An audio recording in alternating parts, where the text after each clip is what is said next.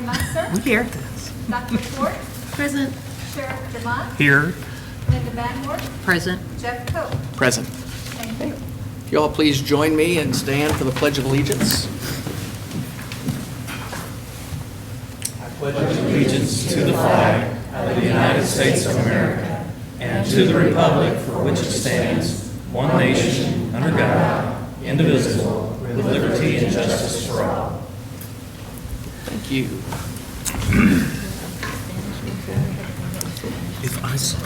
First, an administrative, we're going to look for a motion to approve the agenda.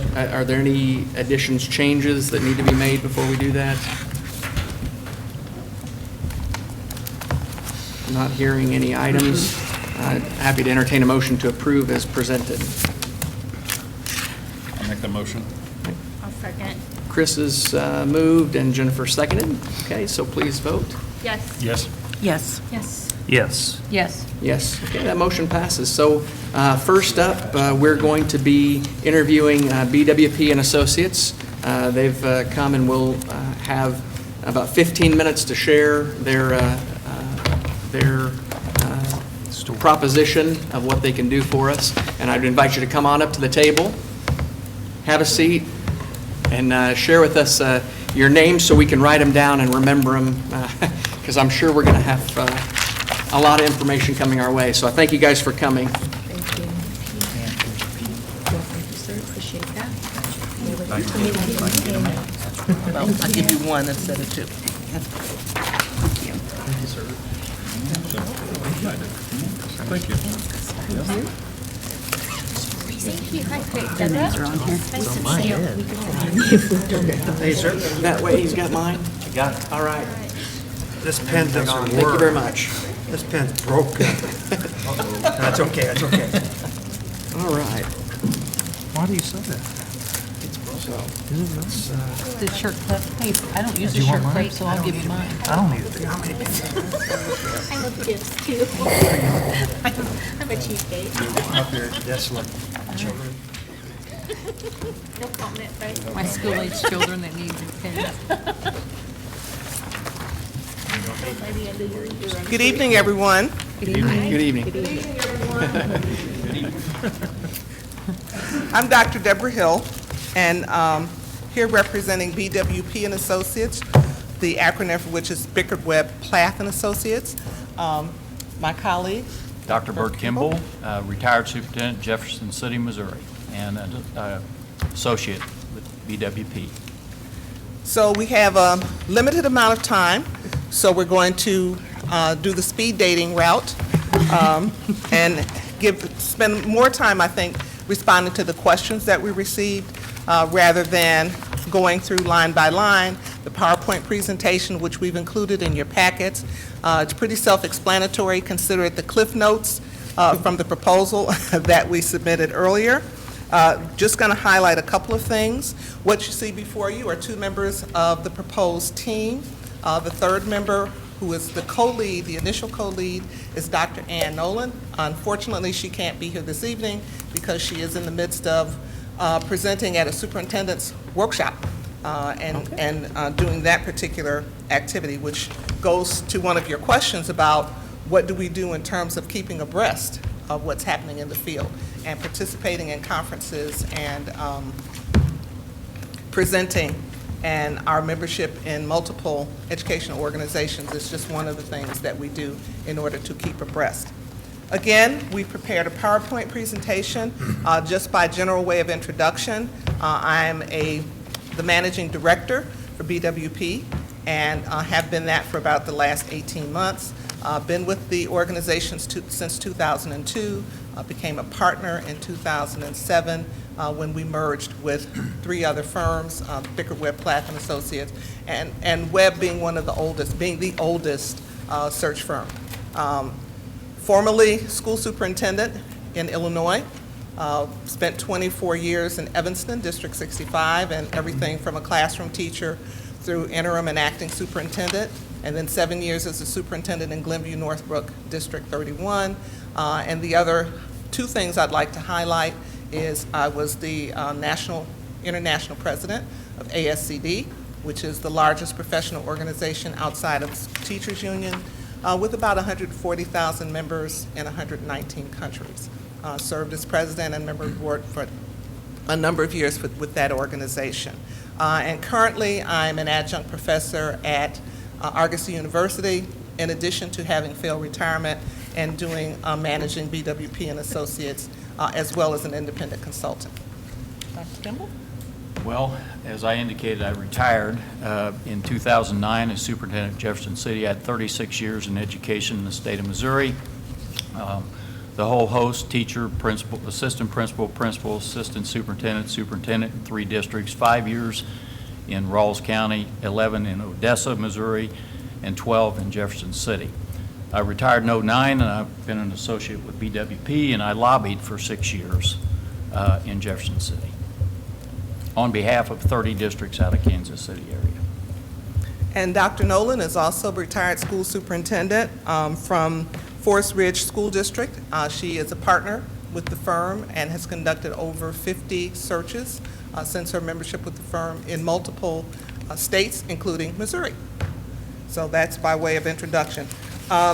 In the packets, we do have a brief PowerPoint, as I said, which are essentially the Cliff Notes, which describe who we are, the fact that we're a coalition of the 4 national firms that merged, that we have offices in Illinois, Texas, Washington, D.C., and South Carolina, and strong affiliations with a number of professional organizations, and that, again, what you see is what you get. The 3 of us would be serving as the search team if we were to get this particular search. Quickly going through the search process. Again, it's an outline of how we would proceed relative to helping the board create an organizational structure and system that would enable you to engage all members of the community as stakeholders to develop a profile that would help us help you seek the best possible candidate on a national level. On page 3 of the outline, it talks a little bit more about our track record. If you look particularly at slide number 7 on page 3, it talks about the fact that since 2006, 98% of our candidates have completed minimally successfully 3 years in their superintendent's positions, that 95% of our candidates have been offered successive contracts, and that we haven't had a single oops with some of our, with any of the candidates that we placed.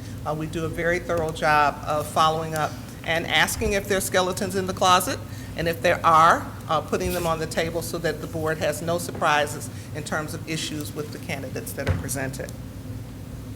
Bert, will you talk a little bit about our guarantee? Well, we're on call to you throughout this entire process, as you see from the slide there. We will mentor the superintendent to the extent that you want the superintendent mentored. In the state of Missouri, I'm sure you're aware that it's required that superintendents be mentored anyway by the Department of Elementary and Secondary Education. And if they don't complete at least 2 years in the position, we'll come back and do it for free, except for expenses. Pretty much it. Okay. Our consultant fee, the basic fee would be $16,900. That doesn't include expenses, so if you look at slide number 9 on page 3, it talks about the estimate for administrative support, electronics, if we were to do the online survey, as well as providing you with information and materials, that all falls under our technology component, as well as consultant expenses. And while the fee seems a little high, it really is based on the number of times and the number of us that come to meet with you individually. It was very interesting planning for this particular trip, just trying to make the travel arrangements and get from place to place and that. So that's what the majority of that reflects. And so, however, given that, the expectation that for this search, the cost would not exceed $26,500. And if we go out of line for any of the categories, the firm eats that expense. And so we pretty much stay within the lines that you've designated. The additional cost to the board would be advertisements that you might want to consider outside of publications on your website, on our website, and any freebies that are available in terms of national publications as well as your state publications, and candidate travel. If you're finalists, not for all of the applicants, but if your finalists are coming from out of the state, the responsibility of reimbursement for their travel falls to the board. And then finally, any expenses that the board might incur if you want to visit and visit the candidate state. So those are separate and apart from our particular expenses with that baseline of 26.5. I think I failed to mention, Deb, part of that guarantee too is we will not come back if you've got a 2 or 3 year contract with new superintendent and cherry pick that superintendent for another position. We will not do that to you. And we also don't have a stable of candidates out there, and again, that's sort of one of the questions that you asked. We actually look at the uniqueness of each district and start from scratch in terms of developing criteria, developing the profile, and actually conducting the search. So even if people have applied for BWP positions before, we ask them to take a look specifically at an individual district to determine whether they meet those qualifications, and they have to go through the application process. So our job is not to try to find work for people. Our job is to try to find the best possible educator that meets the criteria and skill sets that you're looking for, and that varies from district to district. So when you talk about what sets us apart from other firms, I'm not sure that I can answer that question because I'm not sure what other firms do, but what I can assure you is that part of our mantra is that we offer personalized service. We take this particular outline and we craft it to meet your needs. And every school district is unique and has different needs and has a different process or procedure that they'd like to engage in. And our role is to make that easy for you, not to come in and say you ought to do this or you have to do this. It's what's going to be best for you and your community. The other aspect is that we really do take it to heart to come in and learn about your community through our focus groups, through looking at the data that we collect relative to the surveys, through personalized interviews with each one of you on a one-to-one level. And then we can go out and sell you, because the search for a superintendent is a two-way street. It's not just a matter of your finding the correct candidate, it's a matter of someone really wanting to come and work with you and work for you. And so we can do that best when we know as much as we can about your community and about what you need. So that's our PowerPoint. Thank you. Speed dating style. We took a look at the 27 questions that we received, and again, kind of through a speed dating format. I'm going to just kind of generally respond to some of them. Bert will chime in and respond to some as well, so that we can still leave time for follow-up if you have follow-up information or questions you want to have. In terms of the number of districts we service with regards to size, we cover every part. We cover from districts that have 1,500 students to districts that have 30,000 students. We're a boutique firm. We're small, which is why we can offer personalized service. We've conducted 129 searches since 2012. Your school district will profit from hiring us, again, because you can be assured that you will have people who are on call 24/7. I was speaking with members of my board, one of the boards that I was working with this past year, and I had to ask them to forgive me because they were in a session, but they had a question, and I was in Bed Bath & Beyond. But consequently, it's like, okay, let me find a little corner so I can respond to your question. So we truly do believe in the 24/7 on call to make this process as easy as possible for you. How do you find candidates that you recruit? Bert, you want to talk a little bit about that? Well, that's page 3 of your PowerPoint with the 40 associates around the country, including superintendents, former board members, executive directors, as well as the strong connections with those various associations that are listed there. Plus, we headhunt. We just did Hazelwood, Missouri, and folks that I felt would do a good job in Hazelwood, I called them and asked them if they'd be interested, and we've got 40 people around the country that will do just that same thing. Do we specialize in education? Absolutely. However, our specialization is not just limited to superintendents. We do interim superintendents, we've done principal searches, we're currently doing the CFO search for Hazelwood, we do executive director searches. They all center around education, but we really do cast a wide net in terms of organizations and executive positions in education. What are red flags when we're looking at candidates? We really, again, go back to the profile, which I can't highlight enough, the importance of your creating a profile based on the data that you get from the community. And when we get candidates whose experiences don't match what you're looking for, that's a red flag.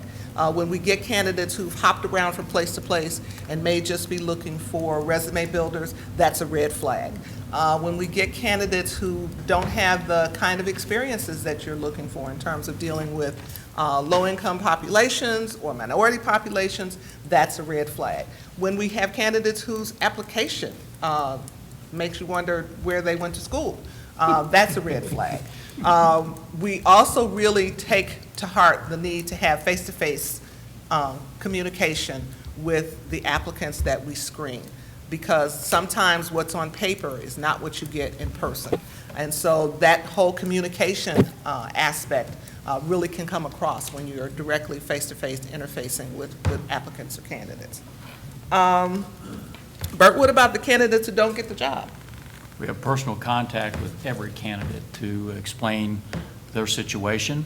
If we know it, if a board tells us the reasons, we will endeavor to pass that along in a very nice way, but at the same time encourage them to continue looking, and we'll help them any way we can. That's whether or not the person's been successful or unsuccessful, but also in dealing with the successful person and being the go-between between that person and the Board of Education as well. At the conclusion of the search, we send a letter, not an email, a letter, snail mail with a stamp, to all of the applicants, advising them of the decision of the board and thanking them for their participation and encouraging them to continue to look for positions that might suit their characteristics and their skill sets.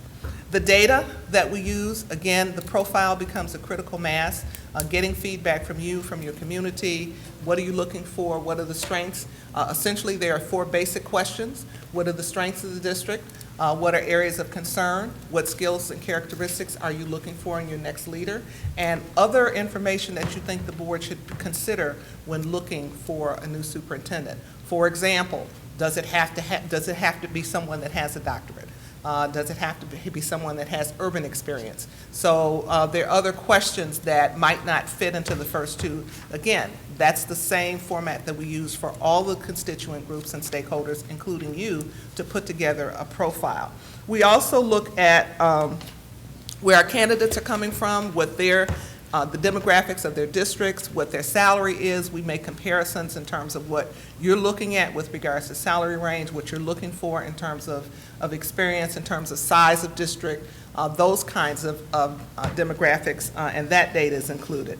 And then finally, we look at the success rate of the candidates that we'll be presenting to you, because we want to come to you with successful candidates. And so that requires us to do a little bit more digging and to take a look at, how well are their student test scores? What does their graduation rate look like? Not only in their current position, but in previous positions as well. So we do that follow-up with data.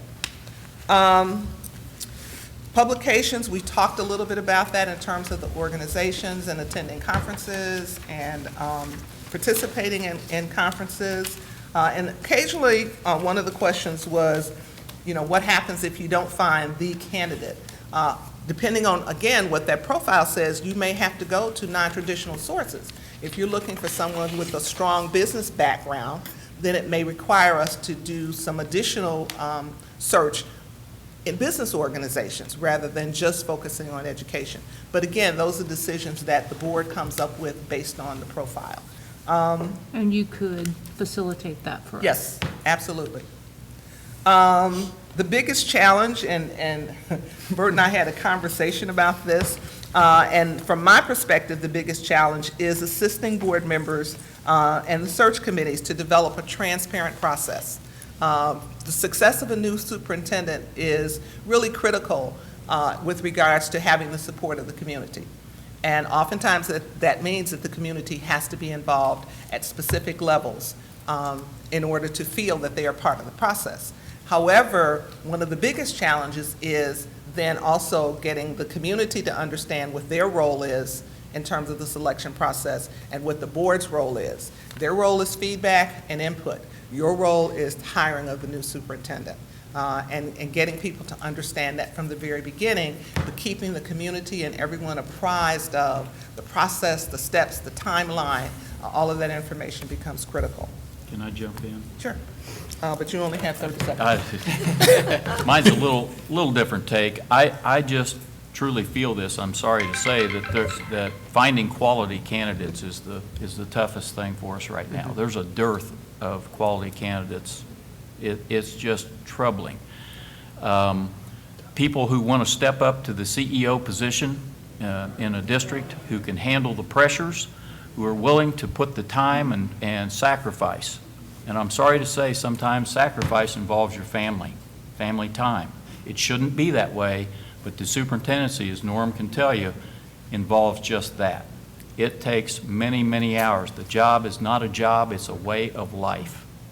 And so there's not a whole host of folks out there who want to go into that. So our job is to help you find folks who really want to be here and want to put the time in to do the job and do it right on behalf of children. Number one. Thank you. Dr. Hill, Dr. Kimball, thank you very much. Just maybe 2 or 3 minutes for questions Just ask a quick quickly. question. How do you handle internal candidates? We treat them with the same professionalism as we do with any other candidates. The whole nature of confidentiality is a critical mass, we feel, in this process. And so until we get to the finalist, those names they're not public, they're kept within the board because we find that you put people's jobs in jeopardy when they are not going to be at that level and they are looking. And so we do the same thing with internal candidates that we do with the other candidates. You screen them the same way? Yes. Okay. Just curious. Any other questions from the table? I have one. Go on. What's your home run? What's your best job that you've done in your career? In my career, I've done so many good ones. I'm the best Good one. answer. Oh, that's hard for me. I've got 2. Can I do 2 best? Quickly, Okay, yes. real quick. Okay, real quick. CREC, which is a consortium in Connecticut, where they were looking for an executive director. They had 39 school districts, and so imagine 39 superintendents that you're trying to organize. We had a great search with them. And then I also have to say Hazelwood, which we just completed. And I'm really delighted with how that turned out and how it all unfolded. All right. They were hungry. Well, thank you both for your time, and please stick around for after in the discussion. So, Thank you. Thank you. And just for those watching at home and those in the audience here, we got a lot more information than what you guys saw here. We've got a 30 to 60-page dossier from each firm, the slides you saw, plus additional questions we asked in it, them to present. So there's a lot more than what you're seeing here, but I just wanted to share with you. We're doing as much as we can to make sure that we ask everything that is necessary.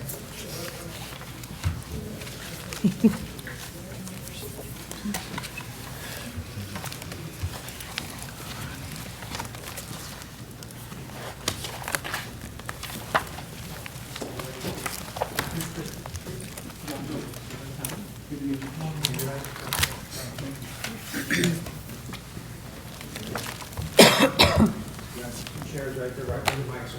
All right, thank you.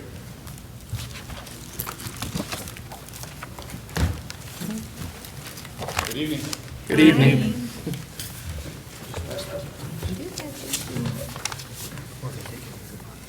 Yeah, I already got the note.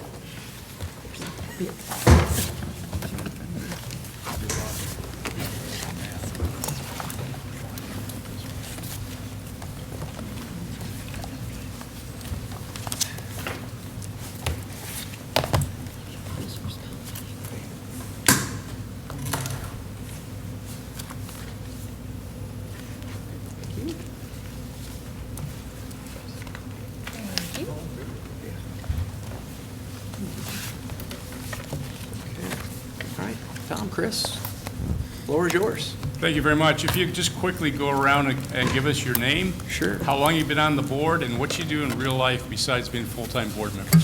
Sure. Ladies first. We'll start this way. Debbie Fort, been on the board 2 years, and I direct a TRIO program at our local university. Thank you.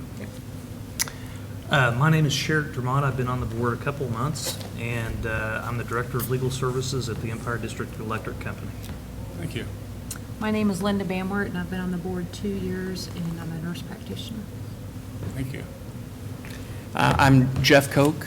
I've been on the board a little over a year in my normal life in business development for a material science company. Thank you. I'm Jennifer Martucci, and I've been on the board a little over a year, and I have 4 kids that keep me going. I'm Chris Sloan, and I've been on the board, came on with Sherrick a few months ago, so fairly new. I'm the pastor of Christ Community United Methodist Church here in Joplin. Thank you. I'm Lori Musser. I've only been on the board a couple of months. I'm a retired public school educator, but currently I am working with college students that have disabilities. Okay, thank you. All right. Paul Barr, Chief Financial Officer. Thank you. I'm going to ask my colleague to introduce himself, and then I'll get started. My name is Chris Chrisman, and very familiar with Joplin. I've been in K-12 education 27 years, 25 of it at Galena, Kansas, which is not very far from here. Was in the district office for 19 years, 14 years as superintendent. I currently teach at Pittsburgh State University, where I teach in the College of Education, prepare people that think they want to be principals and superintendents. I've watched with much interest the transition that this district has made from the tornado and even before that.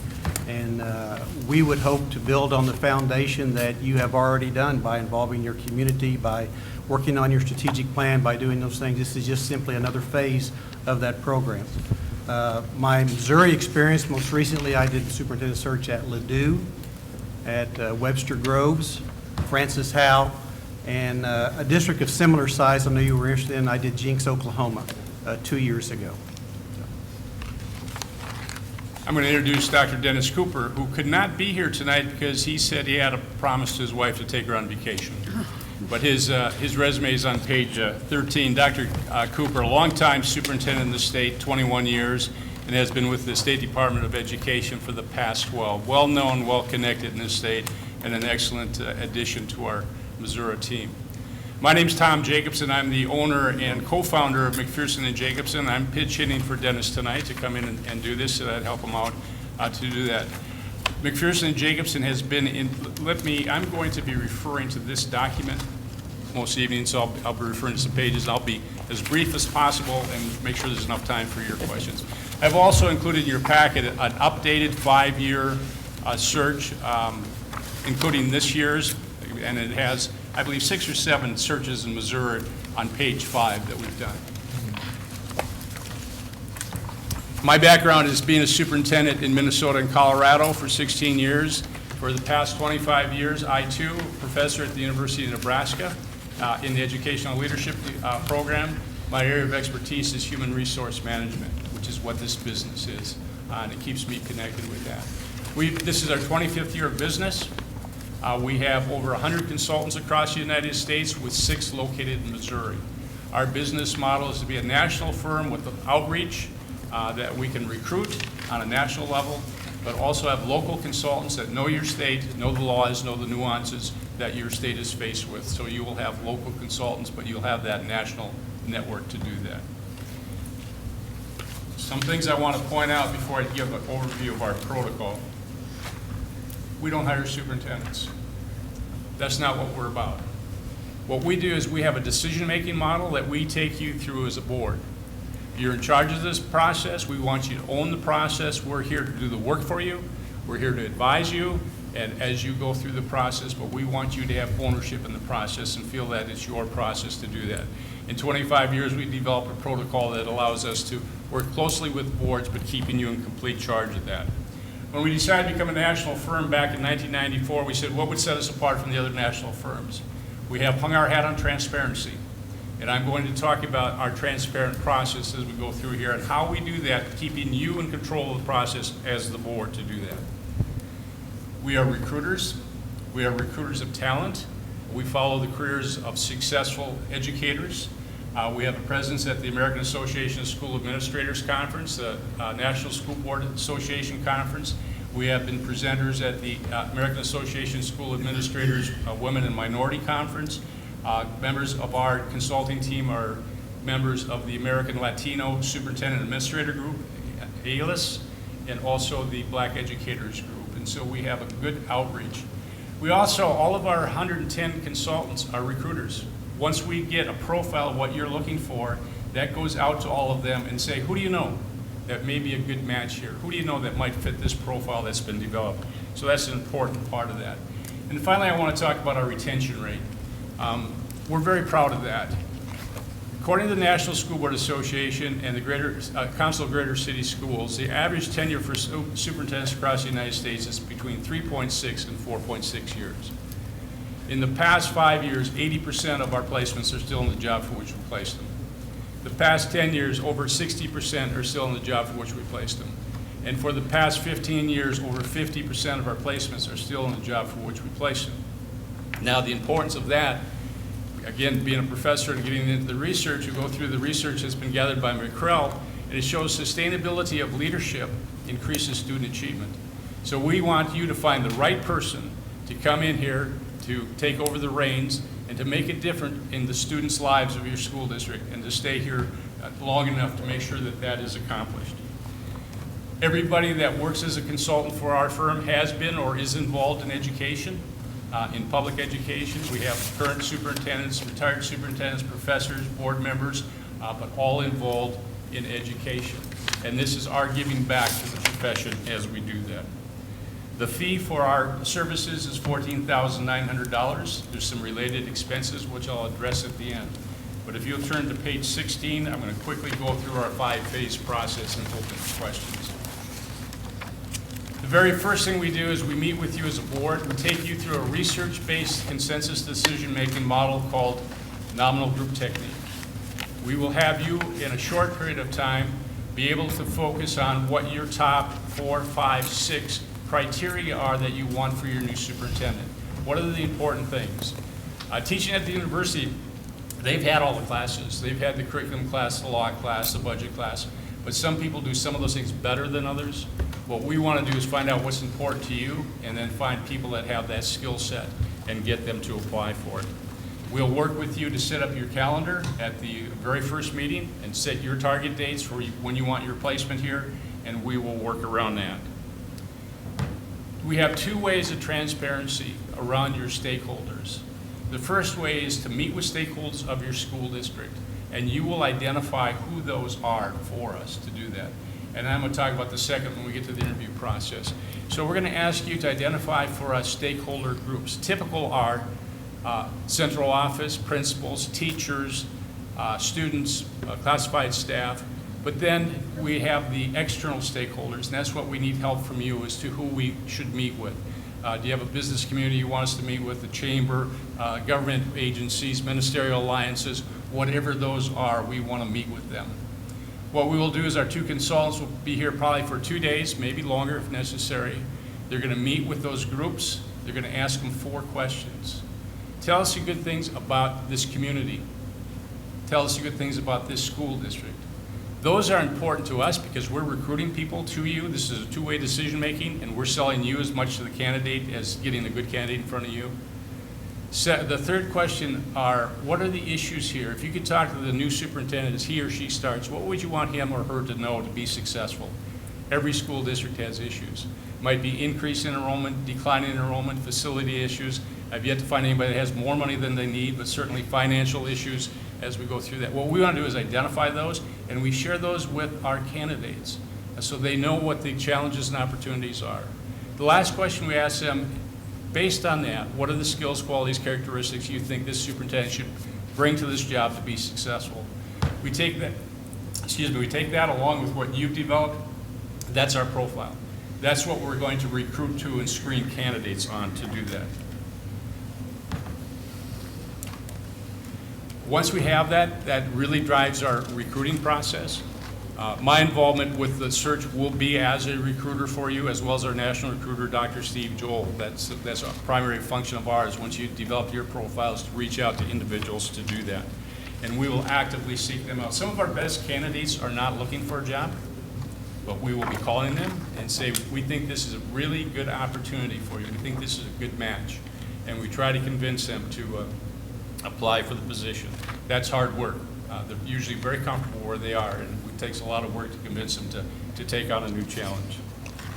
As we work with candidates, we do have confidentiality, and what we say to them is that your name will not become public unless you're a finalist for the position. And so that we keep those names in confidence and then we'll meet with you and go through some of those. But once they're finalists, then that becomes public information to do that. Our vetting process, let me talk a little bit about that. I think we do this better than any other firm.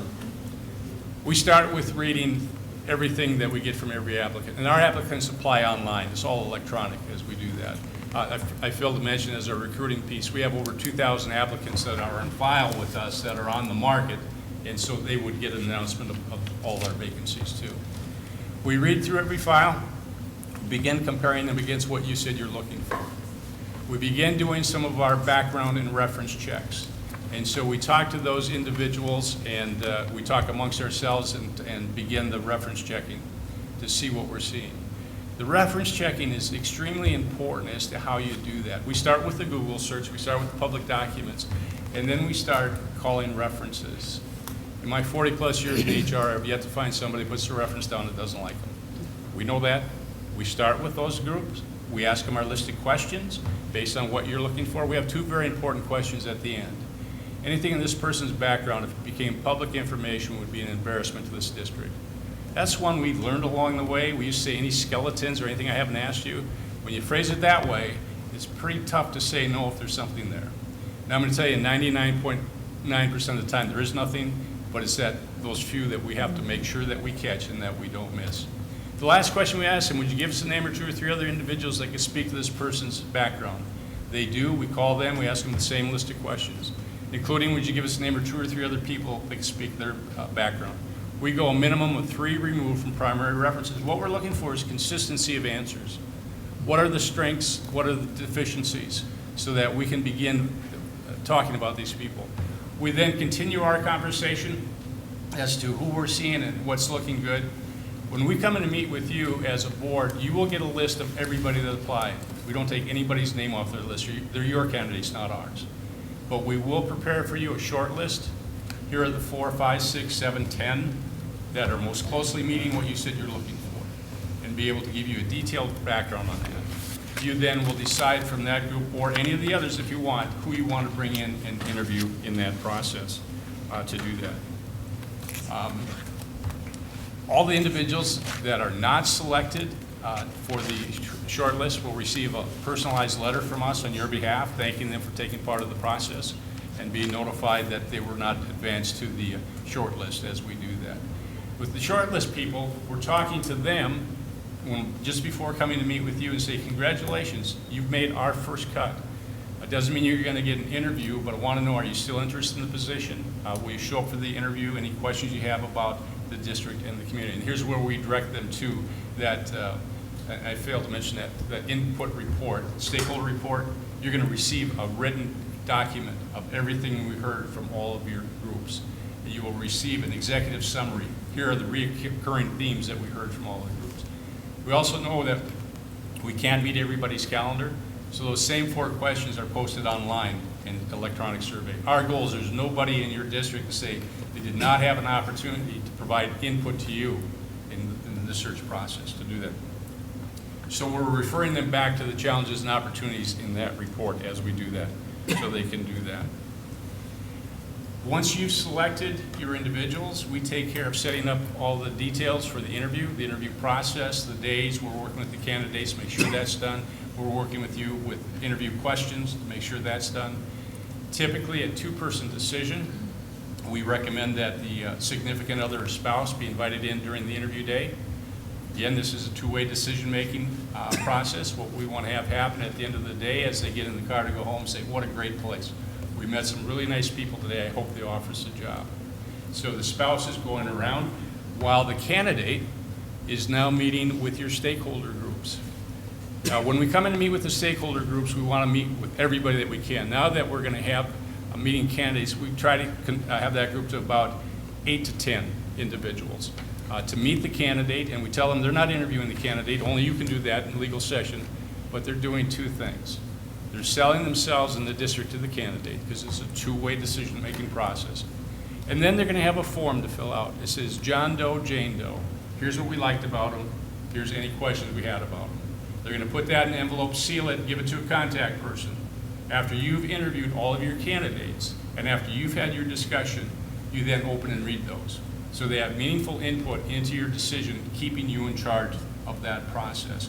I sat with the board 2 years ago. They interviewed 4. They were deadlocked on 2. After an hour and a half, I said, let's open those envelopes and see what they said. And all the groups had one candidate above the rest. And so meaningful input to that decision. Sometimes one just rises to the top. When people know they've been meaningfully listened to, they support your decision. And so we think that's a very important piece of the process. Once you've offered your position, we personally call those that interviewed on your behalf and thanking them for being part of the process and visiting with them a little bit. On your final candidate, included our price, we do a criminal, financial, and academic verification background check so that we have that. Then our final phase, and then I'll quit talking so you can have questions, is phase 5. We come back and work with you and your new superintendent, and we take you through a process where you're going to identify some 2 to 3 performance objectives for that first year.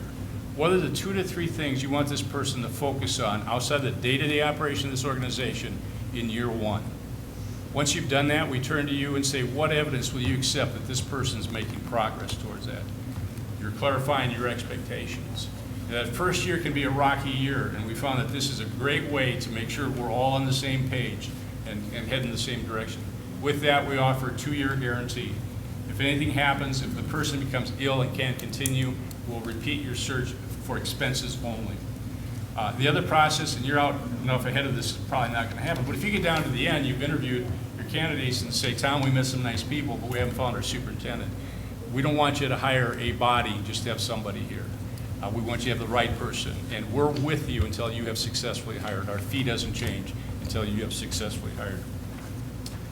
I mentioned the fee of $14,900. There's some detailed expenses in one of the pages in here. That's a not to exceed amount. If they're less, we charge only actual. If they go over, we take care of it. I usually, it takes me 45 minutes, so that was the... It sounds very condensed. I appreciate it. Chris, do you have anything that you want to add? No, thank you. Very thorough.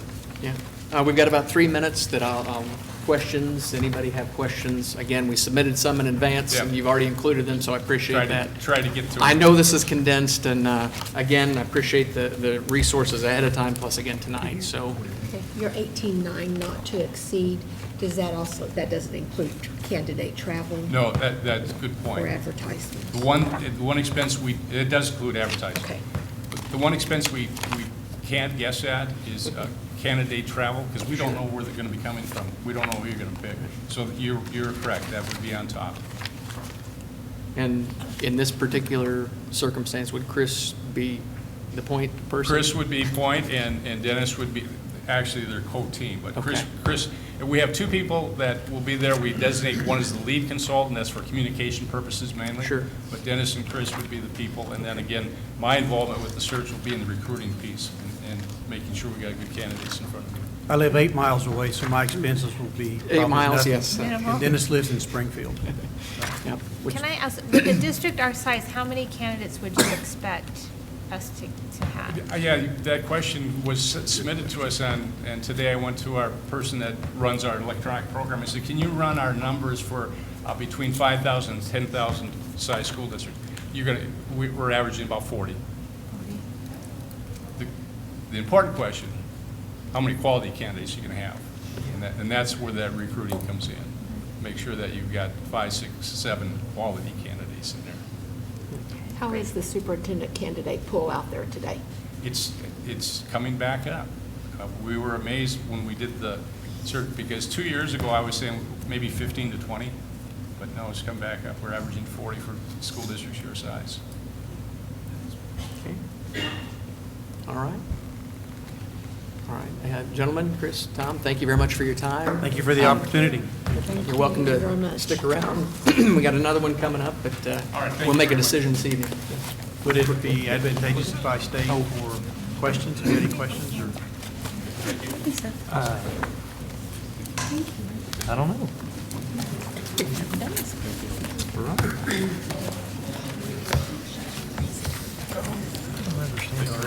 Yeah. Nice to meet you. Thank you. Nice presentation. Thank you. Thank you, nice to meet you.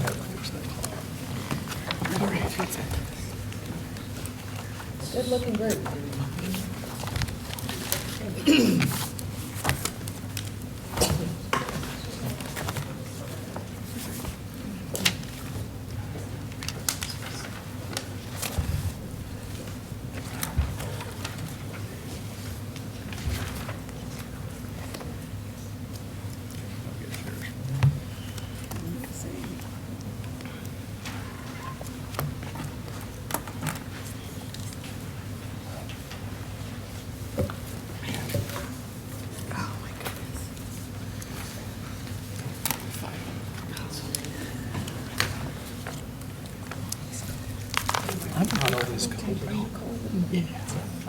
I'm glad I'm in a Are you guys cold over there? I know. No, I it's just asked Jeff to turn it warm and on. balmy over here. I know, I just asked him to turn, my hands are freezing.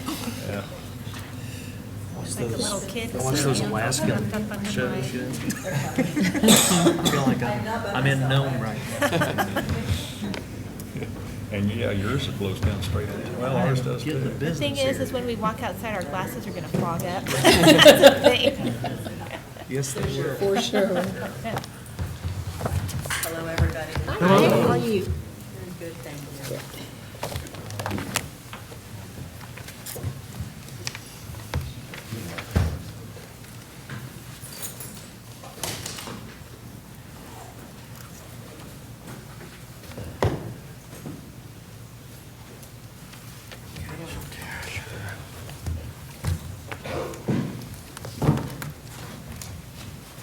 Unpack the saddle bags here.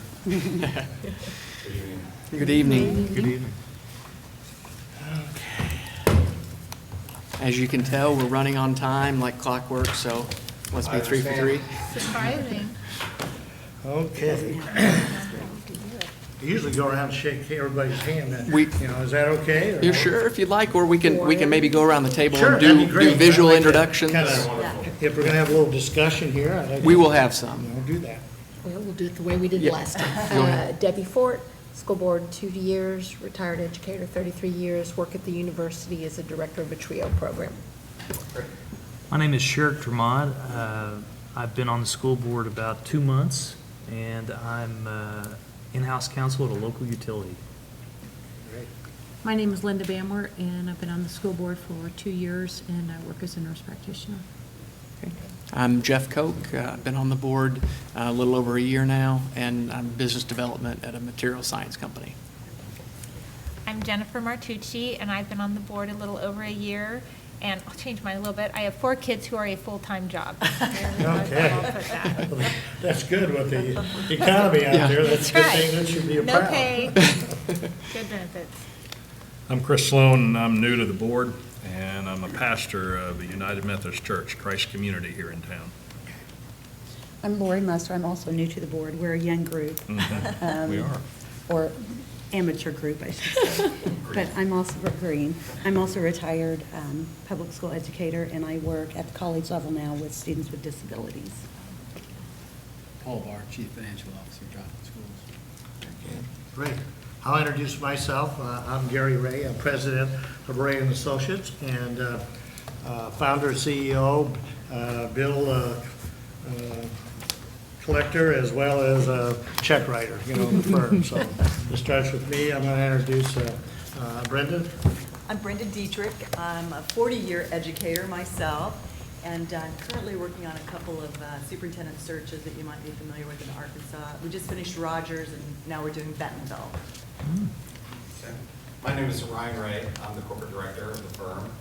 So I kind of oversee all of our Wrap Up one in the Seattle area and working on one in the Denver and in the Texas area right now. So I wanted to be here and be part of this.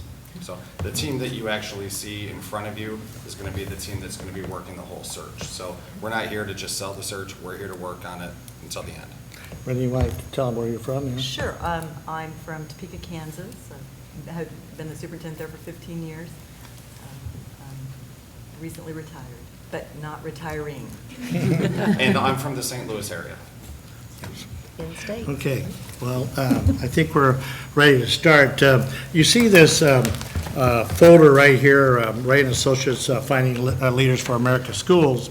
That's been our slogan for over 40 years. That's all we do, is work with school districts, K-12. That's our been our business. Has kept us busy over the years. And I will tell you that I have a red folders to pass out. I did have, and this is a little story on me. The reason why you're not getting this nice folder like this, but if you hire us, you'll get one, is because I flew in from Florida for some business there, and they are in the Hampton Inn that I had to rush out this morning, and I left them there. So I bought you some brand new red ones, but the materials everybody School had colors. those. So we'll give you those folders out, and I want to, while they're passing those out to you, I want to tell you that you probably all have read our proposal, got it memorized and that sort of thing. As you know, we have been in the search business longer than anybody else. We do all types of searches from very small to very large. Most of the searches that we do around the country are about your size. We have some that maybe be 7,500 to 15,000, but in that range. We do some of the large ones, and we do some of the small ones. Size doesn't always mean the difficulty of the job.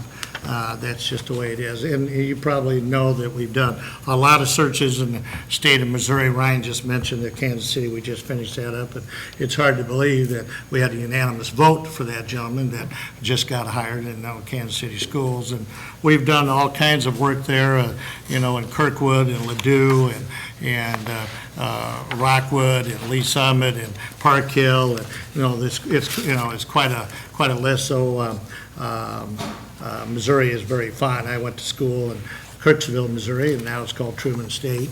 And I'm not sure I could get there and get inside Truman State now, and Ryan went to University of Missouri. In fact, he came over here when the tornado, and worked in, with the football team. So we're pretty familiar with Joplin. The why hire us? I know that you've looked through all the other firms, and you've talked to a lot of people, but I think it's important. There is a difference between a search firm, so I'm here to not talk badly about any other firm. I'm here to tell you what we do best and why I think you ought to hire us. Because if I was sitting around, I'd say, why hire these guys? And there's a reason. One, our search process is very flexible. We customize every search. There are certain pieces you got to have in every search. But other than that, you've got to be able to customize, because somebody can be a great superintendent and next door or down the road, but they might not fit what you're looking for and the challenges and the expectations in that job. So I've mentioned our experience. The experienced full-time staff, and we have a full-time staff. We have 6 full-time people, and that's really important, because when candidates call in, they want to talk about the job. They don't want to get an answer machine. They don't want anything like that to go on, a voicemail. They want to talk to somebody about the job. And our staff will do all the flyers. They'll do all the work. They're going to take the burden off of your staff, who you've hired to do some other job, their current job, while they're being paid not to assist the search firm. And that's a big difference, because some places, your staff is going to do all the work, and that's not going to happen with us.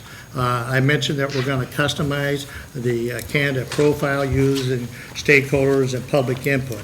This is one of the strengths of our firm, is reaching out to the public. I started that 40 years ago. The bottom line is, board members change, superintendents and so forth come and go at different times of their career, but the bottom line, the community is still the community, the challenges are still the challenges, and the expectations of the community and staff, are extremely important. So we believe in a big reach out of that. So we will be involved in that. And Brendan will just talk to you just a few minutes about that. Well, if you don't mind, I'll use an example of the search that we did in Rogers. That's a community that has about 15,000 students in their school system. And so one of the things that we do that I think is really important for the board is we interview each one of the board members and ask you what qualities and characteristics you're looking for in the next superintendent. What are the challenges they'll face the first 100 days on the job? Are there any initiatives that you have in place that are very important to you that they continue on with? Then we work with your staff to facilitate and organize focus groups throughout the community, whomever you think is important. We like to talk always to students because we think students are critical to this whole process. And we like to talk to your staff, to the central office staff, building staff, certified staff, classified staff, many times the chamber, the business community, higher ed, parents, alumni. Faith-based group.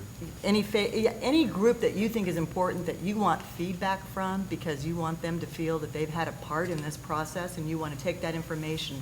And with that information, we will help you build a profile for your next superintendent so that you know and your community knows this is the kind of a person that we're looking for. And honestly, we did 3 days, met with 16 groups, over 400 people. And if they can't come to a meeting because everybody's busy, then we put that survey online and we get feedback from them on the survey as well, the 33 qualities and characteristics that are most important in the next superintendent. So you get a lot of information. We'll synthesize it for you. We'll summarize it. We'll give you an executive summary, but we'll also give you all the details. Anybody who wrote a comment, all the online information, so you can read everything that we heard ourselves. I think it's one of the best pieces of this process. On the left-hand side of it is a 33 of your folders, 33 characteristics, of that. And I used to have 27 when I say I had the firm. Now we have 33. The job has changed. 10 years ago, the survey wasn't the same as it is today. But people have to, pick 10, and it's a very good survey. Once we identify that profile, I want to move on about us being able to recruit. That's the next bullet point. We have the largest recruiting network in the country. We have more associates around the country. We have one, if not, no, actually it's the largest database, meaning people that might be interested in certain jobs, but not any job. They might want to locate certain part of the country, have family in certain parts of the country, otherwise, they're not looking. And that's what you want. You want a firm that's going to aggressively recruit. And that's one of our strengths other than the profile, is good people are not reading the one-ads. So they've got to be recruited. And that's really important. And so we'll go out and reach out. We've placed, our firm is very diverse. We have over 40% of our firm is women and minorities, and we've placed more women and minorities around the country. In fact, I placed the first female superintendent in the state of Kansas. It was there as well later on, the first minority female candidate. So we can recruit top quality people. And the average number of candidates that we get, completed files, not people that send in a letter, I mean, they completed the process, is over 70 completed files. Over 70 completed files that we do. And I just got done with the search. As you know, this time of year, a lot of people aren't looking around. However, I just completed that search in Seattle and got 74 people to apply for that job. And with our extensive network of associates, that's how we can do it. So Gary's correct. We don't just take applications. We aggressively recruit to the specific need of your district. Yeah, and 2 districts, that was North Shore, Washington, 2 districts next door to them. They had 13 files on one, and I think they had maybe a double digit in the other. So the district that hired us was just shocked with the number of good applicants. And I just finished Bellevue, Nebraska, which is in the Omaha area, a district about 15, 16,000, somewhere in that, range. Every one of those board members, they were shocked how many completed files I think they had 60 or 70. And they had a strong internal candidate. But every one of those board members wrote us a letter on how good our process was. And that was just recently, from that particular board. Let me talk to you a little bit about the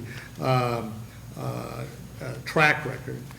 One of the things that we have to look at is the candidate's track record. Once we build that profile, that's the most important thing after the profile when we're recruiting, is looking at the candidate's track record. So we'll be able to bring a lot of quality candidates with a good, strong track record, not only in their current job, but in their previous job. They may have raised test scores in their current district, but who actually did the work? And what's been in the previous jobs for their track record. I will tell you another thing that we do extremely well is extensive background checks. Now, I didn't say reference checks. No one's going to give me a bad reference. I mean, if they do, they're probably not going to be superintendent anyway. So they're not going to give me a bad reference. But we got to go beyond their references and what they're doing currently. We have to talk to staff members in their current district and their previous district. We've got to talk to board members, community people, all the people that were in your stakeholder groups. We got to talk to those people, and we've got to Google them, got to Bing, we got to do all the internet engine checks to make sure they are who they say they are before we put our stamp of approval. And one of the things that we do, and I'll show that later to you if you haven't, and if we have any time after the questions part of it, but we're the only firm that we ask the top 12, 13, 14, 15, sometimes it's 19 candidates, and we will narrow them down, and then you'll see all the files, you'll see all the information. We share it, you're a client, and but they'll have a video, and they'll be asked, each one of them, they'll be asked 2 to 3 questions, the same question. They got 1 minute to answer it, so you get to see how they perform in the public. Well, that's a good indicator.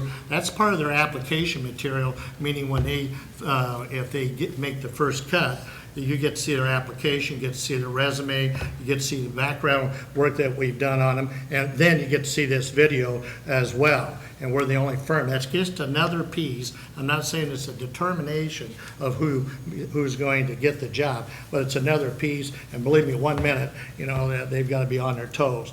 And I think the other thing that we do a good job is, in our process, we have a scoring instrument, meaning that every board member scores these candidates, and we try to build consensus with one thing about points, when people don't know how everybody else is going to put down how they feel about the candidates, that's a good way to start to building, consensus on which candidates you're going to bring in an interview and which ones you're going to bring in not only the first interview, second interview, and who you're going to hire. And it's independent. It brings boards together. I've had boards split, on lots of issues, but come to consensus through our process. The other thing I want to tell you that we customize our questions. I mean, what good is it to build a profile and don't ask any questions regarding the profile and what you're looking for? So we'll help you customize, tailor that, work with any group. And the other thing is, we haven't had a failed search. What I mean by that, and we're proud of that, that we haven't found anybody what they were looking for and then just walked away. We've never walked away from a search. We're not going to walk away from this search, no, either. We have a 2-year guarantee. A lot of my shall we say, competitors had 1 year, and they thought I was nuts. And when I went to 2 years, they knew I was nuts. But, that's just how we do business. We're not going to find a candidate and then come back later and fish out of the pool and take them some other place. That's not how we work. There's too many candidates out there. Every once in a while, after 5 years, a candidate might be ready to move or something. But we're not going to come here and knock on your door after we place somebody here. That's not how we do business. However, we can't keep anybody from applying. I will tell you, this morning when I got off the plane, my staff said, hey, you got a bunch of questions you got to answer. And so we were coming down. To tell you how good my staff is, and I'm really proud of our staff, the way they work. Through coming down here, in the car, my staff, we were able to put together a written answer on all the questions, and that's in the back of your packet here, so I want you to know that that's the kind of service you're going to get from us. I hate to say we're 24/7, but that's about how we have to operate. And that's, we'll try to entertain anything else. We know we got a short window here. You've got about 6 minutes. Did you want to ask us questions and just Let's open it up. If you've got other items, I know that everybody was given the same set of questions, and a lot of the questions came from members of the board. So, Sure. So we've got those answers, but if anybody's come up with others. I know sometimes, our proposal covers some of that, and our material, and has covered that. But the things that I think that you have to look at any search firm is, one is their experience, how they gather information, how do they recruit, and can we get you a strong pool? And I can tell you that nobody has a larger and better qualified staff than we do. We go to all the conventions around the country, and our database is huge. It's really huge. One of the things you got to do, one of the reasons people always ask me, how come you guys get so many candidates? It's how you treat those that don't get the job. Because there are a lot of people out there that, maybe finished number 2 or 3 someplace, and they're still an outstanding candidate. They maybe just didn't fit the mold of that district. And so it's also important for you to know we're not a placement service, meaning I'm trying to find jobs for people. That's not what we do. Some firms collect applications, and that's what they do. What we do is try to find good people for the jobs we have and match them up. It's about a marriage. It's really, truly about a marriage. And we're very pleased about our tenure, that we're, now approaching above 8 years of tenure. And we've done a lot of districts your size. And, this is a tough job, but every superintendent's job is tough. I would just add that, one of the things that I love to do is to work with school boards, and I think that's one of the things that we get the most enjoyment out of, is being able to find the best person for your district and for your community, because a superintendent is highly visible, needs to build credibility and trust immediately, and I think one of the things that we do a very good job of is finding people that will fit well with your district and your expectations, because every community is just a little bit different. It is, and I've got a whole list of districts similar size, in our years, we do about a little over 50 superintendents jobs a year. I mean, we do some principals and others. You got to remember, though, we have a lot of associates, but the most any associate can work on any one time is a couple jobs. And anybody says, I'm only working this job, really not in the search business, because you got to know where people are at, and you got to know who's out there and who's not. We get a lot of people that we try to recruit that they were looking last year, but now they're not looking, or they might not want to come to the Midwest. You might want to go to Arizona or someplace. So you just can't just write a letter to everybody. I mean, that's not what we do anyway. You got to pick up the phone and call them and talk to them and say, here are the challenges. And that's one of the things that we're going to ask you, very first question. What's the next superintendent's going to be faced with? Want to know those challenges. That's why all those public meetings and one-on-ones is important, because that's what candidates, the questions we're going to ask you is what candidates are going to want to know. Yes, ma'am. Can you review the costs for us? Yeah. Costs, sure. Yeah. I mean we can get paid for this. Gee, many Christmas. It's a lot of fun, but. Yeah, it is a lot of fun, but one of the things I think our cost and our proposal is 18.5. It's in our proposal. I don't know if you have a copy of it. And it's capped at 24.4. What? Capped at 24.4, that's correct. Yeah. Plus travel for. Yeah. Now, And the thing is, Brenda's Does that close. include advertising? I'm close too, so we're not gonna be flying, any jets or anything like that, so. I will tell you on the cost, and I'm glad you brought that up. One of the things we did, and I think the total cost of the expense that we had was close to $6,000, it was $5,900. But I also build in some airfare in there, a bunch of copies and so forth. One of the things when you give that price and you don't know what your process is gonna be, you're always gonna be a little bit higher. But I can tell you, in all our searches, the expenses have been lower than what we've set. In fact, I redid ours, and I got another cost sheet here that I put together now that I had a pretty good idea what we're looking at is, I don't see a lot of airfare. In fact, I don't see any airfare. I got some people in the area I'm gonna stay with probably anyway, so the hotel, so I can see that we can probably get it under $4,000, just our expenses, just looking at it. One thing about expenses, I can tell you, we don't mark them up, they're itemized, they're detailed, they are what they are. But I always would be concerned with somebody that say, well, they'll save you money on expenses. I'm gonna tell you, you might not get a complete search, you might not make the extra calls, go the extra mile, for a few $1,000s, because that's gonna come out of their profit. And I think it's really important, the old adage, you get what you pay for. You're gonna wanna do this one time while you're on the board, and you're gonna wanna do it right. And I think we'll be good partners with you. A few $1,000s here, a few $1,000s there, you don't want to cut corners on. So I think we can help you in the expense area, but I also think that we'll do you a good job. Do you want us to pass that out? Yeah, I can just give that Lori, to it you. says it does not include advertising or candidate expenses at Yeah, the 24. there's a lot of places, yeah, There's that's a lot of true. places that they'll go ahead and they'll say, you need to advertise here, here, and here, and here, but we don't want to spend your money. Yeah. We'll But- allow you to go ahead and, Yeah, we'll have it doesn't discussion. include advertise. We put in there, if you're going to do a national search, what the average is going to be. Yeah, 3,500 Yeah, average. $3,500 average. Oh, okay. And that's if you can do a national search, you can do a national search and not spend $3,500. I mean, we're a national firm. The biggest advertisement you got is our website. We get thousands of hits on our website because everybody in the country is familiar with our firm, so they go up there. I don't mean it's a gossip, column, but they do go up there and read that. So, we get lots of hits on that. The reason why I say $3,500 is that's what a lot of places pick. That's an average cost, to give you an idea. You wouldn't want a firm to come in later and say, okay, you hired us. No, by the way, if you really want some good candidates, you ought to advertise. That's not the way you do business. I'd rather put it out there and you make that decision. We've got 2 jobs right now.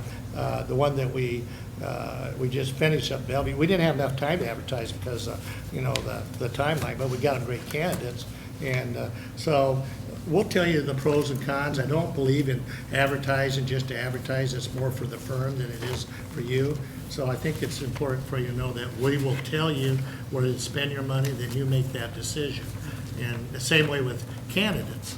You never know where they're going to come from, but you can make that decision. The base fee is still a base fee, and I think that you probably owe it to yourselves and the community to reach out as broadly as you can. And the best person may be close by, but you don't know that until they interview against everybody else. You also might have somebody from North Carolina who wants to come back home and was raised in this area. Yeah, we get that all the time. Somebody wants to come back, and, for whatever reason, family or spouse or whatever. But our job is to seek it out and get you the very best pool and make it difficult for you to choose who you want to interview. And then it becomes your baby after that. It becomes you. We'll navigate through it. One of the good things about my staff is they line up the interviews. They line them up. The candidates don't know anything about the questions. They don't know the video questions. They don't know any of that. So you get a clean slate, but don't underestimate how much that support staff does, in this process. Another question? Yeah, I'm gonna call time. Mr. Ray, Dr. Dietrich, Mr. Ray, thank you all for sharing. We've got this piece. You've got Just a quick one more question. minute. Just a Go quick ahead. question. On here, our timeline, what's your average time for a search? I mean, you've kind of got a timeline in here. We're looking to get this done in the next 6 months. Is it possible to do a really thorough, good Oh, yeah. search and Yeah, get there's- good people I just in did that one in 2 time? months. Yes, 2 months? Okay. absolutely. It just kind of really depends on, when you put together that timeline, you don't know the whole process of who's participating and so forth. I do think it's important that in the timeline that you build in enough time for input and involvement and that sort of thing, and we'll be able to do that. That's one of the good things about, that's why a lot of people hire us at the end of the year, and they know we can recruit and get good And candidates. that's not a timeline set in stone.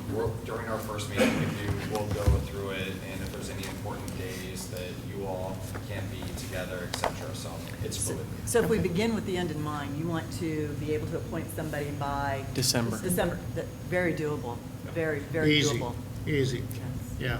There's certain things that will give you some experience that you want to avoid so that you won't stub your toe, because, and one of the things, we're always going to give you options.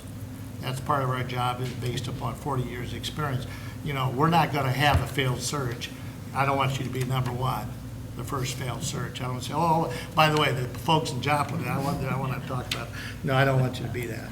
Okay? All right. Thank you so much. Any other questions? Thank you very much. Thank you. All right. Thank you. Appreciate it. We'd love to work with you. Yep. Thank you. Thank you. Feel free to sit and enjoy in the gallery. So, we've had the opportunity to interview each firm. Do you want to, time-wise, we're 7:20. Do we have to take a quick Break in 10 minutes. quick break?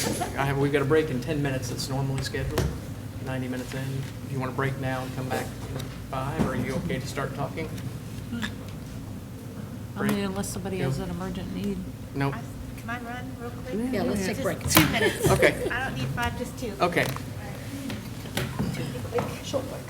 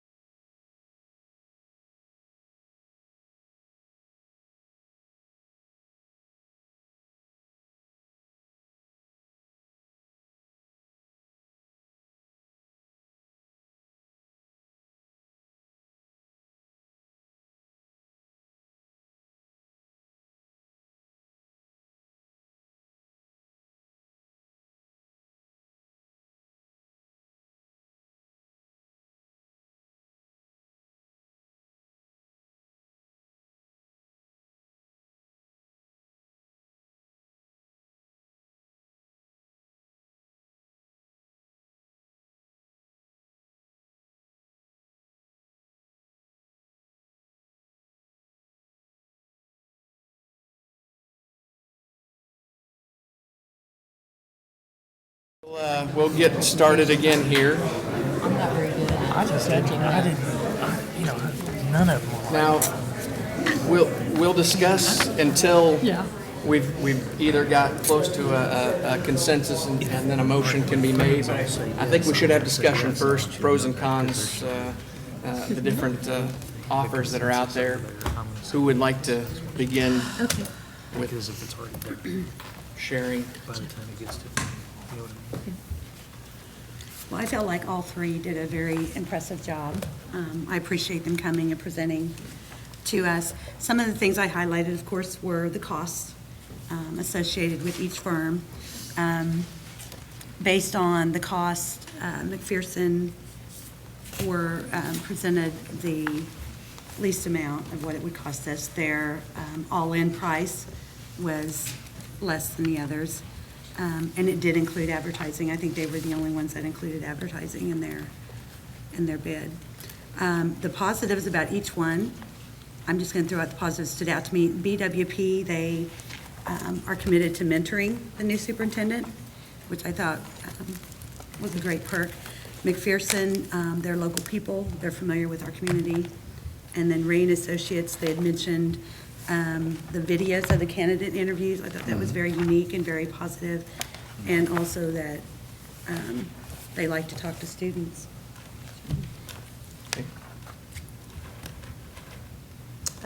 I'll follow that up with BWP, the positives I wrote, that they said we do it right on behalf of the children, and that's why we're all here. I also mentioned the mentoring. Who was that? That was BWP. BWP. McPherson, I also wrote local, and I put the word longevity. I like that they do 3 references removed from the primary reference. And I liked that they went back to the focus group questionnaires to kind of bring it all back together. And then on Ray & Associates, I liked that she said we're going to begin with the end. We interview each board member. I hadn't heard anyone say that. They're going to talk to students, and they're the only company I heard that said they're going to talk to students. They also said that they would talk with higher ed to see, how their input affects us, which I of course like. I liked the video, and I really liked that they said it's how you treat those who don't get the job.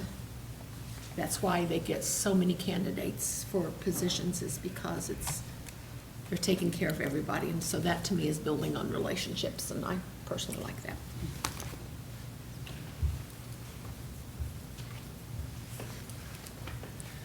I'd like to thank all 3 groups for coming as well. I thought that they put on outstanding presentations, and I think it's going to be really difficult for us to go wrong with any of the 3.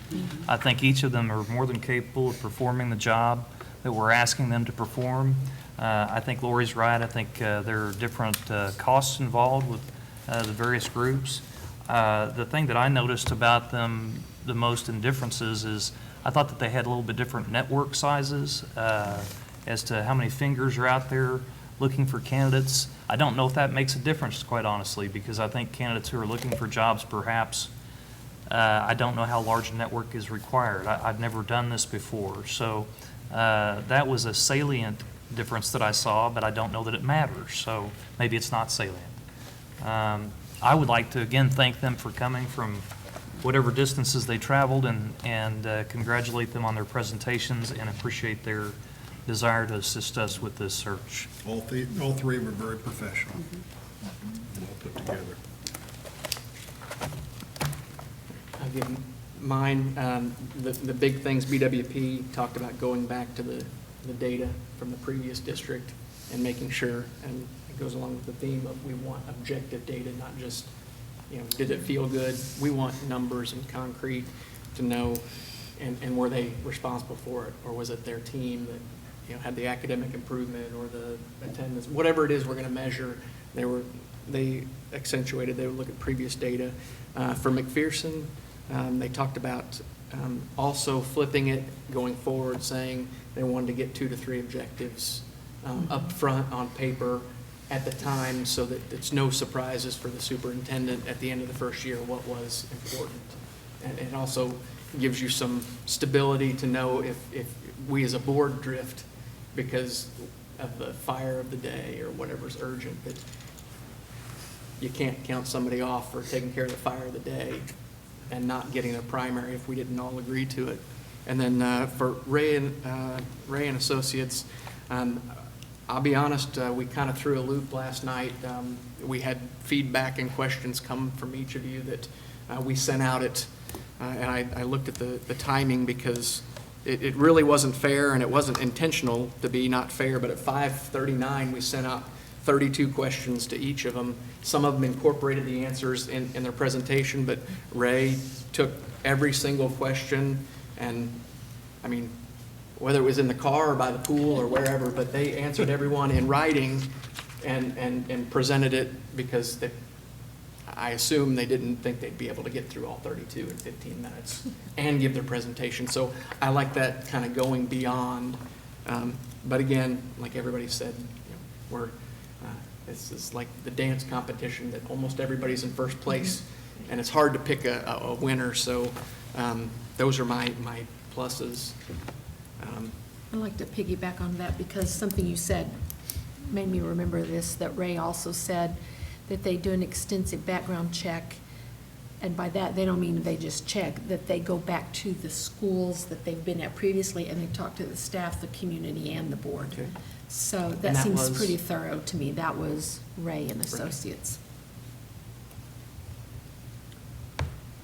My feedback is a little different focused. I guess I did my stuff more before. I look at end product, so I called references from the different schools because I wanted to know, looking back, I feel we have a difficult situation here. And I really wanted to know, did you feel that what you got for your product, the process, that you were listened to and that you got the product, whether it be a large candidate group, whether it be listening to your community and really pooling that community or pooling the board members and finding out that they got a good feel. I think our community has a unique personality. Of course, every community feels that way, but I truly feel strongly about this community.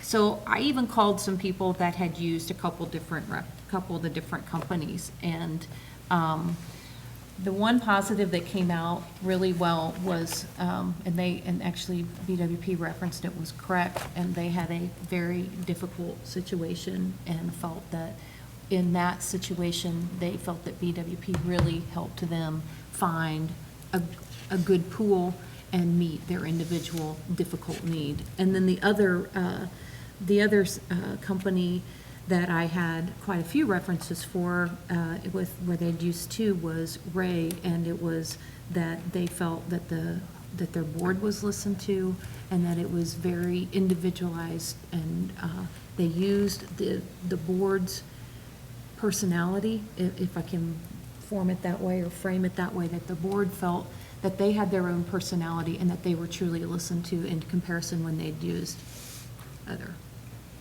So I think, my comfort level is that I think I'm looking for somebody that truly can pick up on our individualness of our community, find us a good candidate that really meets our needs, does a good search with a large volume. The company that proposed to have the largest volume was Ray, so that's probably where my vote would be. So we got a couple different ways we can do this. We can do it similar as we've done before, eliminate one, or we can rank them 1, 2, and 3 and see who's got the lowest score. I mean, Yep, it gives everybody, That might be a good process, yeah. and then maybe they're equal, or maybe one's just slightly a hair, but that gives everybody, and then once we've got those numbers, then we can do a motion and vote. Does that seem a good approach? Or Yeah. you would rate them your number 1 choice, your number 2 choice, and your number 3, and Yep. then we'll tally them together? Is that Ready? okay? It's hard to do. Is Pat our keeper of the tally? Pat's going to keep it, yeah. You have to do this, you can't tie them. Yeah, that'll make the numbers go off. Yeah, we want Sorry. to make it easy for Pat. None of this 2.5. There you go. Excuse me, I ask you a little bit. start? Let's make sure You everybody's got them. want to do it in writing and everyone turn one in? We can, I can. I Yeah. don't 1, 2, mind. 3, If 1, 2, Jennifer 3. has something to say, I'd encourage her to say it. Well, I'm just saying, I don't mind ranking mine in order in, it doesn't include by private ballot, but. Well, and- I'd like to do that. And I too would like to thank all of the companies for coming to present to us tonight and for putting together these packets that they put together. They were all really thorough in how they did it, and everyone has pluses and. Do you need our names on these, Pat? that would be. So, Is it supposed to be anonymous? make a good No, we're gonna make choice. a motion. Yeah, it's gonna be a public record. Okay, This is just a forced ranking. okay. I mean, that's. 1, 2, or 3. Write them. I'll take it. Collector. Are you hiding yours from me, Chris? No, you always cheat, though. I know know you're gonna, that. when you're a kid, you put up your folder so no one can see what you're doing. No, I always had to cheat off others. Cheater. That's how I made it through all these years of school.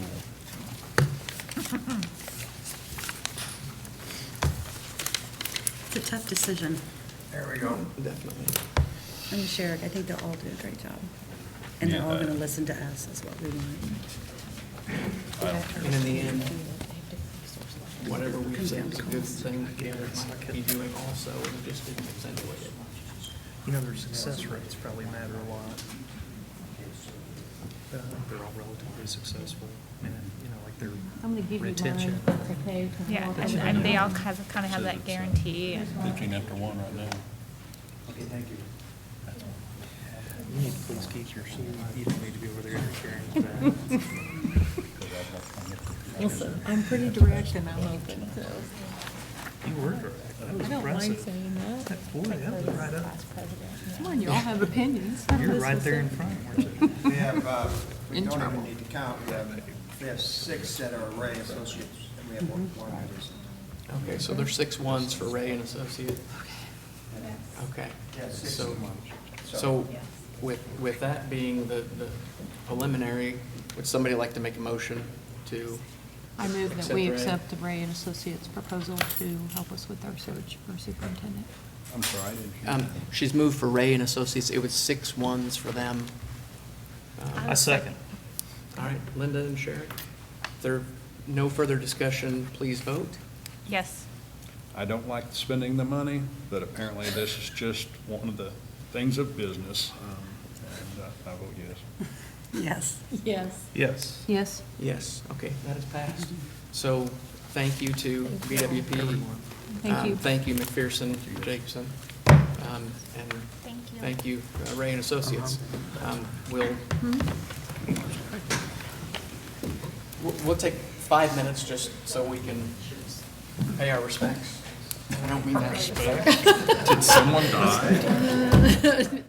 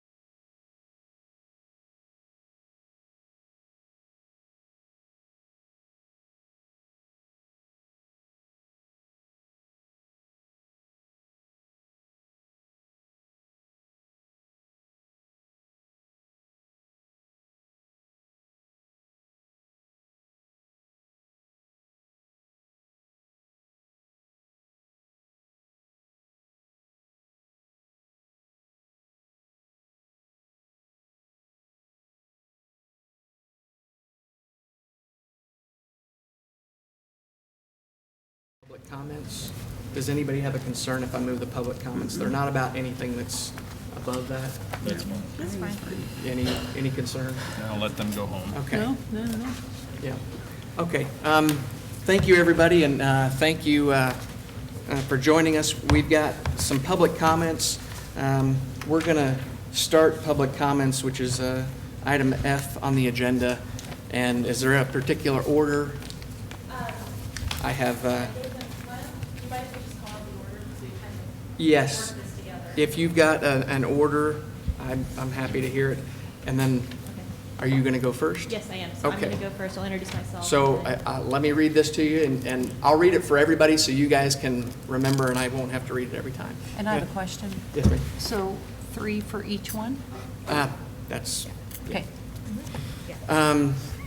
okay. Okay, so when you approach the standing microphone, please give your name and address. Please do not identify any district personnel or student by name or any other identifiable information. We have 3 minutes, and this is Annie Smith. Good evening. Oh, I don't know if this is on. Is this on?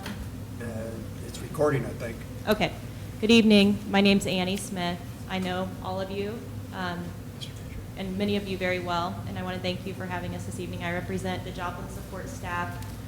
This evening, we are here on behalf of our custodians, our bus barn workers, our food maintenance workers, our utility workers, and our building engineers. And the Missouri NEA represents all of these workers, and the people who are here tonight are doing so on a volunteer basis. Our primary reason to be here with you this evening is to thank you, our friends on the board, for your service and your commitment to honoring the employees of this district and to supporting and uplifting and investing in relationships amongst the workers of this district, recognizing, I think, in a real cultural shift that it is the workers of this district, the teachers and the support staff, and the people who fill your buildings who are most importantly and fundamentally educating and taking care of our children. And so we really feel that this board and this leadership group and Dr. Ritter understand this and that we're moving in the right direction and that so much change has happened in 1 year's time. That said, we have a lot of work to do. Our leaders here this evening are going to speak to a little bit of their reality that they're experiencing so that we can all be transparent and engaged. We're excited to say that we are in conversations with Dr. Ritter at this point. We're looking forward to working with the new HR director and reconciling our concerns in the coming year. But most importantly, we want to take a moment and make sure our voice is heard to our community on the board level. So again, thank you very much. I can't say I get to represent 40 school districts, and I can't say I'm more proud of a group of people than our teachers and our support staff in this district. They've come so far. They're so courageous. They love their students so much. They love you. They love their community, and they've stuck through incredible transitions. And so thank you to you all again on their behalf, and thank you to Dr. Ritter. And at this point, I'm going to give the mic to Sherry Virgin.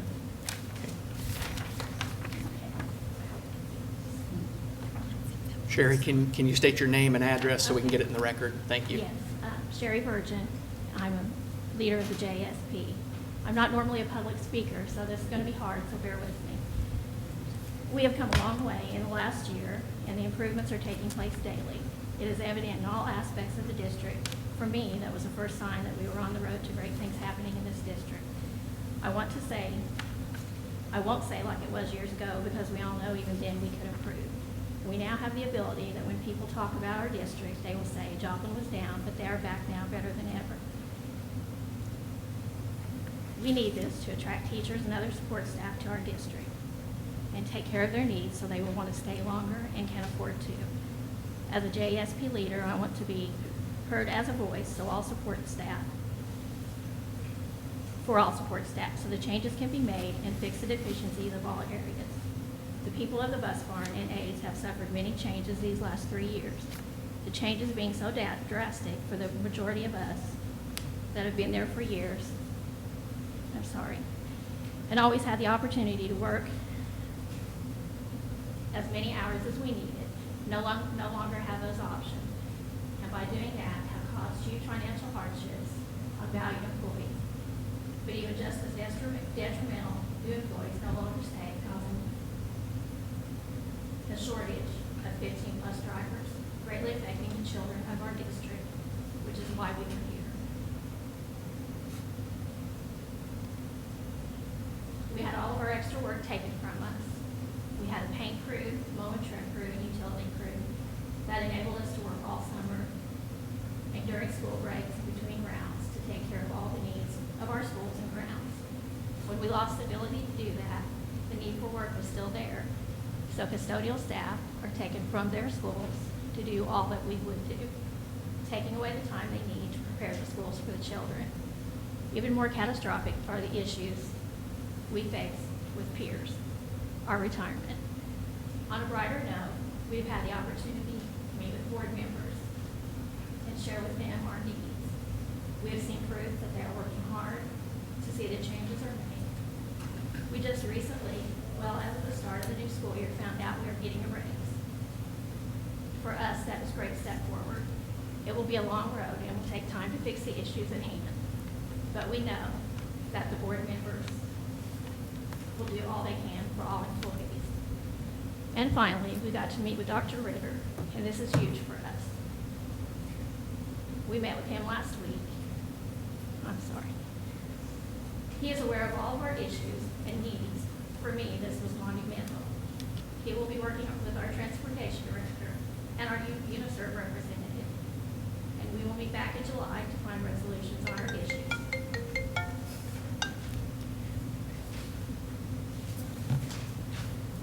We look forward to any and all meetings and opportunities, so thank you, board members and Dr. Ritter.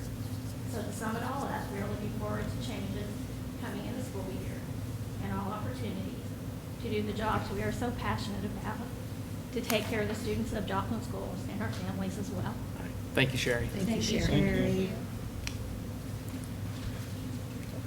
Ooh. State your name and address for the record, please. My name is Charlie Devon. My address is 1121 South Willard, Apartment D, Joplin, Missouri 64801. I am a driver and a trainer for the transportation department, and tonight I want to talk to you about the 128-hour caps that have been placed on the entire support staff. And I also want to talk about how this affects not only me, myself, but also my family and my community of colleagues. In January, we were restricted to work in order to ensure that we were not eligible to receive the district insurance. This decision was made with no feedback from us, our community. There was no survey over whether or not it made good sense or was going to save any real money in the long run, or if that we even wanted it. In fact, only a small portion of the bus barn community actually took the insurance, and as a result of that, more and more drivers have been leaving our department, and it's put ourselves in a major personnel crunch to meet our route obligations. As a trainer for the bus barn, a job that's especially needed when we are it's a job that's especially needed when we are understaffed, and because of this reality, I and my fellow trainers, we've been especially punished by the 128-hour caps, and we've been kept off of any extra duty or extra field trips that could bring in extra income for us and our families. And sometimes we may need to train, and to be able to do that well, we need to be able to have the time to be able to do so, and with these limits, it really expands the amount of time it takes to be able to train a new trainee. And so you can imagine with the way our staff is needed right now, that expansion doesn't really fit well with our department. And in a sense, we're especially needed in the bus barn operations. We're receiving less work and at a much, much lower pay as well. And many of our other drivers are also in the same situation. And when 128-hour caps were rolled out, we were all promised that we would not see much of a dent in our pay. This isn't true. To date, I've made over $500 less per month than I was used to making when I first did the training position.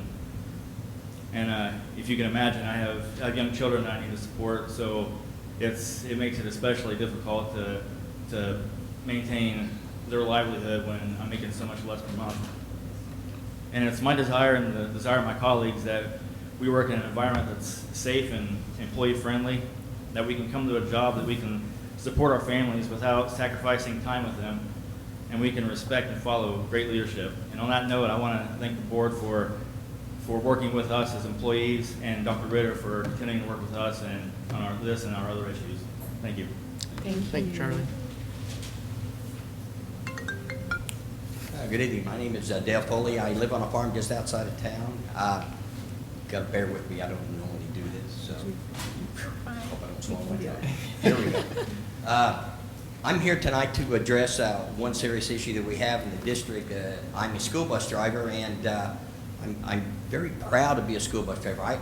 Wherever I go, I tell people I'm a school bus driver, and I love my job. I'm a special needs driver, and I present my life with those kids and their family, and I do the best job I possibly can. I'm a boo-boo kisser. I solve teenage girls' problems. Have I gained some weight this year? No, sissy, you haven't. I really, really love being a driver. I've been doing it a little over 5 years, and I started basically right when the tornado occurred, dipped into my savings account to help some of my kids out of bad problem. It was bad for everyone. I don't like doing that, so extra job doing the buses. So here we go. When I started, it was traditional, and it's traditional for the last decades and decades, that the drivers and aides and anyone that wanted to do extra work around in the summer was allowed to do that. Lots of other districts around here do that. They have other ways and means to keep these highly skilled, qualified people on staff. You hear driver after driver telling you that we're losing qualified people. They're going to other districts, and they can't afford to do this. So what they did a couple of years ago, the district decided, without even telling us, they set upon a new program to where they had hired extra utility people, and they pulled that away from us. We had a month to prepare for this. You cannot save 3 months' worth of wages in a month's time and still pay your bills. So it really hurt a lot of people.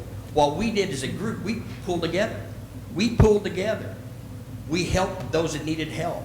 The ones that could afford not to, we didn't drive that summer. A little bit of summer school work helped. So I don't understand why you guys set yourself up for such a big problem, because it has caused a problem at the transportation department. We're constantly looking for drivers. They don't have enough. And this is causing safety issues. This is causing problems beyond just saving a few dollars. So I want you guys to think about what you've done to yourselves, to us. We are bus drivers. We truly love our job. And every driver out there, I know them personally. I'm very proud of them. They take it serious. This is a staff that you guys can't afford to lose. And something I don't understand, I thought, well, okay, what they're going to do, they're going to allow us to draw unemployment like some other districts around here do. You make us sign this piece of paper saying we're going to guarantee to come back in the fall. You guys got it going both ways.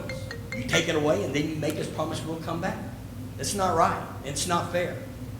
Now, the best thing that's happened the last couple of months was last week. Dr. Ritter, he's a farm boy. He looked me in the eye and he guaranteed we'll take care of this problem. And I'm going to hold him to that. I think he's serious about this. Board, you got to help us. You got to help us do our jobs. You know, you've organized this. This is what's happened these last 2 years. You helped us organize, and I appreciate that. Now just step up and help us do a better job. Thank you, Dale. Thanks. Thank you. I have one question. Yes. How many bus drivers are we short? As of right now, we've got somewhere around 15 or 16. Actually, more than that, because here's the situation.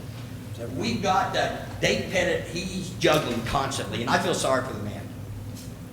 He's juggling because after we finished school, regular session, a bunch of the young men and women that he depended on from the college graduated. So now he's got to find that new batch. And then something else has happened. I have been here 5 years. I had 4 people retire above me. They retired. Not because of age. They retired. They found something better, something different. So I've been here 5 years. That's ridiculous. You guys are losing some highly qualified, highly skilled people, and we just don't drive the bus. We kiss boo-boos too. Yeah. Thanks, Dale. Yeah. Thank you, Dale. Thank Next.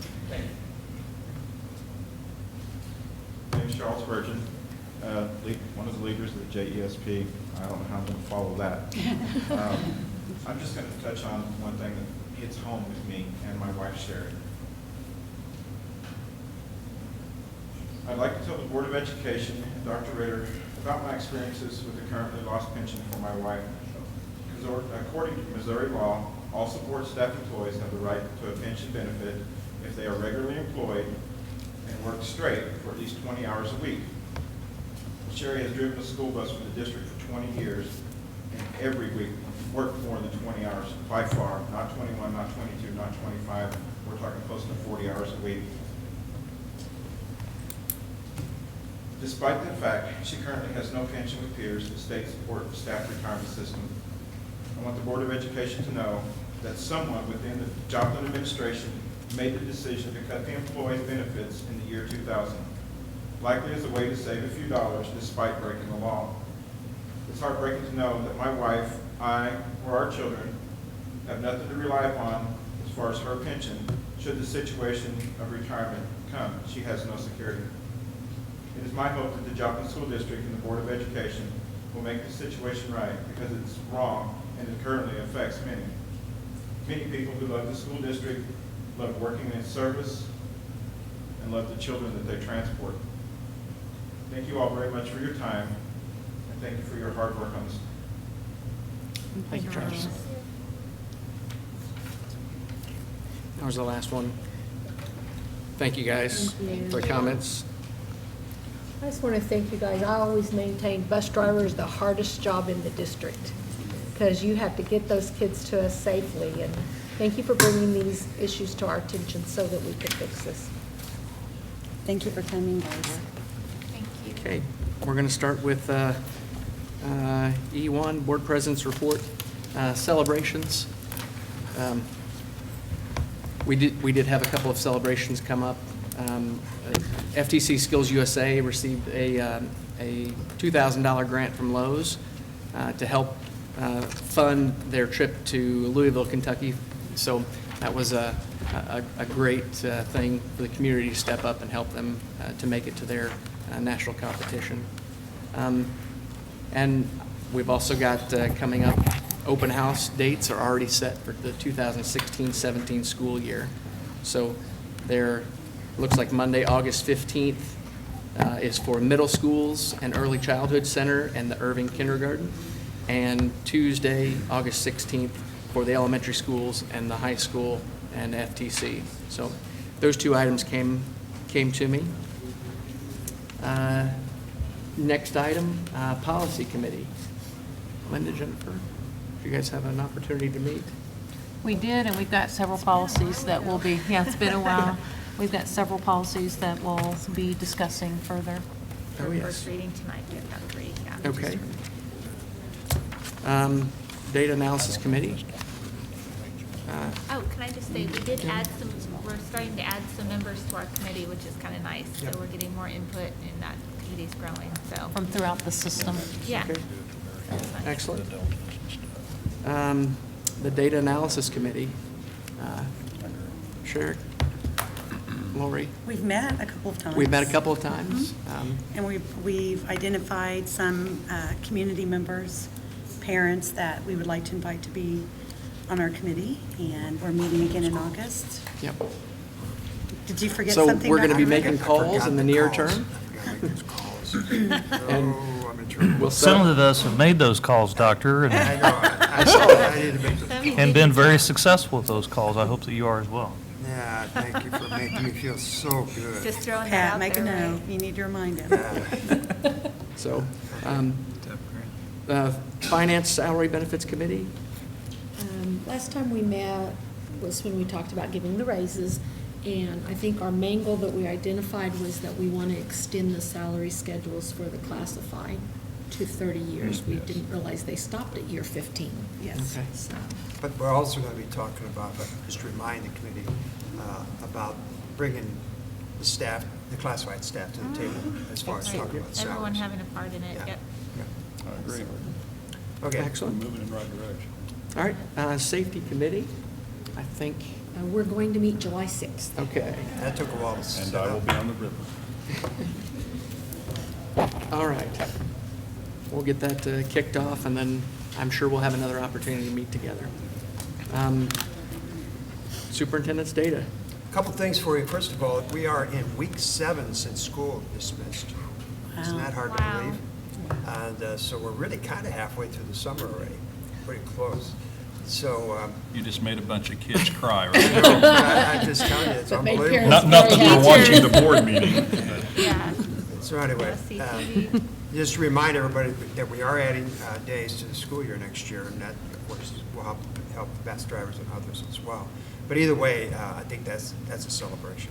Okay, we might as well get into it. The FEMA update, anything there? Nothing significantly has changed. We virtually have all of our projects submitted. A couple small projects we're working on to finish out, but it's been very static since last meeting. Okay. Any feedback on errors and omissions? None. That takes, what, Just they have wait. up to 90 days, don't they? Just test our patience, yes. Yeah. Okay, then the policy, let's see, I'm sorry, the health and dental care insurance reports. Yes, they're included in your packet, and we'll be adopting the budgets, closing out this year's budget and adopting next year's. Of course, that's an expense that we're dealing with in the budgets also, but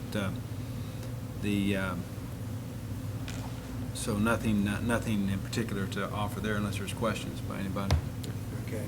I think the questions that come next, I think the health plan, TPA, we had a request from Mrs. Martucci to include this because it's been part of a conversation. Right. So I think what we're going to do is just help educate the board and really kind of field any questions from the board on this. And this is something that, of course, the Benefits Committee, that's part of their conversation Right. too. So, okay. Thanks go for ahead. this setup there. The board and the staff, this is such a big benefit, and it's in such a change mode that we can't, I don't think, study and hear and talk about benefits and health benefit too much. So this is going to be a very narrowly defined example of what most TPAs do for a self-funded plan like ours. We own our health plan. We define our health plan. It's no one else's but Joplin School's health plan. We self-fund it. We do buy reinsurance for large claims. But just to take us through just a typical claim and how it processes and what the TPA does for anyone's, number one, you visit your doctor or go to the hospital, have a visit or operation. When you, as their office deals with your stay or your office visit and all the testing, they know, we all know the first thing in at the desk when you check in is, may I see your card? So that tells the provider where to send the bills that you're going to generate from your visit. So number two there, when your visit is, it's time to bill and the accounting office wants to bill, they'll send the billings to the TPA that you present at the time you check in. Now this is where the third-party administrator, TPA's work starts with the claims processing. I've got 4 basic items there that they do with the claim. The first thing they want to know, and they know this because every TPA that works for us has this, they have a copy of our health plan document. 80-page document. They know what it pays, what it doesn't pay, how much. Another item that they always check for is compliance with all the federal and state regulations, Affordable Care Act, COBRA rules. I mean, there's a whole long list of laws, state and federal, that they need to abide by. So as they process our claims, they're looking for compliance. The third one to the right, verify the bill coding. That is to say they want to see that the office billing for that visit, if you're in for a shoulder, they're going to look to see that there's not billings or coding there for a knee or a foot. It needs to be things that have to do with shoulder repair, shoulder surgery, what have you. So they're verifying that what they receive from the doctor or the hospital looks in order, is coded correctly. The last box on the right there is determine the amount payable per the contract. That is the third-party administrator with all these rules in front of them and the billings that looks to be good by the time they're getting ready to pay. They're going to check out and go to our contract that the district owns a contract with the network, which currently is Freeman. They won the bid from a year and a half ago or so, selected by the board. That's our contract, and our TPA is directed to utilize our contract and any others they have at their disposal that they may bring to the table to know how much to pay on any particular claim. So the big takeaways there that I'm hoping staff, our employee group, and our committee understand over time, and some do, is the health plan is the district's, the TPA administers according to the plan, and the dollars for the services we obtain at the provider's offices are also the district negotiated contract dollars. So that we ask the TPA to process according to that shoulder or that knee, that office visit, whatever it's called for. And then the TPA, with all that, that's where all the nuts and bolts of the work is done for a typical claim. They then prepare their report, which that should be capitalized. That's a proper name, explanation of benefits. I think that's an industry term. They send out your visit to Dr. Jones on a Friday in February. He charged $330. We show that perhaps $30 was not, was maybe not allowed or something or other. So $300 is a valid claim. You owe another $100 towards your deductible. We're going to pay, say, 80% of $200. We're going to write a check to the doctor for $160. So Paul Barr, your part then is $40. You send the doctor $40. We'll send the $160.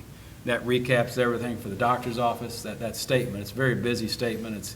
But it captures good critical information. We ask our employees, even though the doctor's offices and hospitals, they're right to send you billings, ahead of you maybe getting your EOB, your statement from your third-party administrator. Most of them say insurance in process, meaning here's your $330 bill for what we're charging. And just know we've submitted it to your health plan administrator, and keep this in front of you because eventually we want to get paid. So they're just giving out kind of memorandum notices early, let you know that your claim is in process, the doctor's office. But when that EOB comes to the member, that's what we've tried to train our staff to say. That's when you sit up and pay attention as to really you need to pay, because that's a paid-for service. The third-party administrators are administering all this for us to see that we make correct payments, that they make correct payments on behalf of the plan. Employees, look at this portion that our provider is indicating you need to pay. That's what you need to write a check to your doctor for, not necessarily the doctor's billing, because theirs does not reflect the processing. It's what our hired servicer is indicating is a proper payment. Pay that to the doctor. And then if there's questions or the doctor's office thinks it's not right, they'll voice up to the TPA or the employee, and other conversations or due processes can happen. But that's a real simple example, but that's repeated thousands of times a month and in a quarter for, big and small dollar items that I just wanted to share with the board and the staff for understanding of how the TPA services work. Paul, can you go back one screen? Yeah, sure. Step 3, the fourth item, determine amount payable per contract. Who has determined already the amount that will be paid? Is it Freeman? Did we negotiate with Freeman and say, look, for an MRI, we will pay $500? Who determined that amount? At the, Freeman submitted a bid when we did the bids with the two hospitals, and that bid determined that amount. I mean, we selected the bid winner with the best contract. So within that bid, Freeman said, here's the service we'll provide, and here's the amount we'll provide it for. For a 3-year, they locked in for 3 years, and then we have the option for year 4 and 5. But yes, that's what the bid produced, a locked-in price for 36 months for that shoulder. How does the TPA get paid? What's their cost to us? I believe it's $7 and some cents per employee per month for the basic claims, and I think they have a utilization fee, which is I think another Like a percentage or something? another $1.25, $1.50. So it's per employee per month, which is what they bid back in August of 14. The board saw all the bids that I'm trying to quote theirs without total recall, but and we also included at that time when we brought that RFP. We had 4 respondents to the board. We not only looked at the per amount per month they were quoting, we asked, what else do you get in the way of compensation from the district throughout a year's time of servicing our account? And we put down, we know we typically ask them to bring us our reinsurance bids. And we asked for the amount of commission they get on a reinsurance claim. So that was also dropped into the cost grid and figured as part of total cost, all services in for a 12-month cycle. How does the amount we're paying our current TPA compare to the amount we paid to our previous TPA? I don't Is it have those. I comparable? don't have those amounts in front of me for tonight's report. And so and I can share because I've looked, that it's based on the number of employees in the health plan. And there was a small decrease, I think, in the cost per employee from the previous one to this one. What I'm not sure of, and maybe it's what we need to check on, is the managed care portion. And that's where a TPA can have the most influence on our cost. When you have a high dollar claim that's not spelled out specifically in that big contract, they will negotiate with the hospital for, here's what we think is fair and appropriate, and that's where I think the biggest impact in a TPA can come from. Yeah, the current, all our TPAs throughout the years have performed that service where you have an outlier, maybe someone's needs to go to MD Anderson or Mayo for surgery, not performed by a local provider. So when that happens, the TPA will typically, as they pre-certify that visit, will work with that accounting office from that provider and ask, negotiate how low, can we go with this event that's coming up. And so that those can be large dollars per claim. I'm not sure how much impact, and this last bid we performed did ask for each respondent to quote their cost of doing that, but you have to keep in mind in a $4 million or $5 million budget, we'd have to look at the totality of everything. Right. But that's an important piece of what they do. Okay, Good. expensive piece. Thank you. Very good. Now I know more. Thank you. Not that I didn't, but anyway. So then we have a follow-up now, the Employee Health Committee follow-up Yes, report. So yes, you Dr. might Ritter, just- thank you. The April report by the Employee Health Committee, in addition to all the good work that they included in their report recommendations, they made 2 recommendations that the board directed to Dr. Ritter to follow through on in administration with the report here in June. And that was, they had a recommendation for a telemed service that they wanted to see us pursue through an RFP and bring that to consideration, as well as possibly a nurse practitioner in a setting such as this building to service members during school time or around school time. The negotiations are ongoing for the nurse practitioner, and I'm putting together a RFP for the telemedicine service also. What we discussed was bringing those back to the Employee Benefits Committee to look at the results of those recommendations the committee made. Probably when Brandon Webb joins us, I believe a new HR director this Friday, he'll be, taking the lead on calling the committee back together, expanding the committee, seeing who wants to serve again from the committee and add new members, and receive back these recommendations that that started with the committee. And I believe eventually bring the committee's recommendations of that on forward to the board committee. On that note, if I may, take opportunity right now to talk a little bit about Brandon Webb. I think for the community as well as anybody. Immediately, through the interviewing process, he came up to the top, and he has a very strong legal background, which is really going to help us provide that foundation. But I think the biggest thing that I feel really, really excited about is the fact that he's going to be able to seek for ways to be able to support our human resources. And for instance, this evening, for instance, he's going to be looking for all kinds of opportunities, listen, and shape it around the best way to do that. And so being really rooted in strong understanding of law and ethics, it's going to help us quite a bit. And so really, I think anybody that is working with human resources, for them to have any other responsibilities over and above human resources really is a violation. And I think that was the problem we've had in the past. And so I'll just say that right now. And so so I think this is going to give us an excellent opportunity to kind of keep that very clean and simple, but also he's going to be working very hard, because I already think Friday is an overload for him. So anyway, that's okay. That's day one. That's day one. Then he has But anyway, then he's got a weekend. weekend to rest. A long weekend. So like starting school on Thursday? So And you'll then a be holiday on 2 Monday. days And a and holiday on then- Monday, yeah. yeah. So anyway, enough on that. I just want to take advantage of that. Okay, the next thing that we have is financial statements. Yes, again, we're having a lot of budget activity this evening, but the statements are there for comment or questions. And I did want to update the board that annually, we have our CPA outside audit, of course, and we received notice this last week that our current provider is not going to be able to service our account this year. So I'm working on an RFP to go out to audit CPA offices to get someone hired for the year ended next Thursday. So that's at the top, I mean, one of the things at the top of my list to get going, because we got to make up some lost time there. But yes, just received notice on that last week. Did they give a reason why?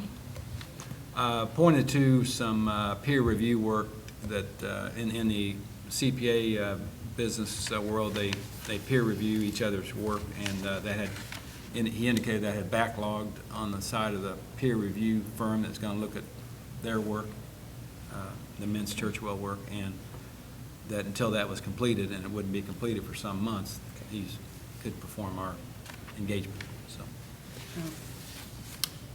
Okay, thank you. It's up to you. All right. Thanks, Paul. Next, the consent agenda. We've got the minutes from last meeting and some personnel recommendations. Any concerns, or can we? My only thing is, last meeting, we talked about things coming to us before, and I don't know if there's a reason why the summer school hiring is coming to us after summer school is over, but Yeah. we're approving hiring Yeah. for. And that's, Our hands are tied, But, basically. I think that's something that Dr. Ritter was talking about Brandon being able to do. He's not going to So I have. just throwing that out there, that's No, just kind of it's a my fair only point. comment about that, so. Okay. Okay. On the minutes, we had, remember, we shut down the process on finances Yep. for $218 and for expenses for a former superintendent. Was that paid back to the district over this last month? Okay. I just thought that'd be part of the public record. Nope. Thank you. Okay. No other items? I move we approve the consent agenda. Thank you. Second. Deb and Lori? No further discussion, please vote. Yes. Yes. Yes. Yes. Yes. Yes. Yes. Okay. That's passed. Thank you. Regular agenda items, accounts payable. Paul? Okay, we have a bill list for payment of materials, equipment, services, salaries, and benefits in both instructional and support areas. The administration recommends removal of a prepaid airfare of $656.40 in the current bill list totals for July NSPRA conference.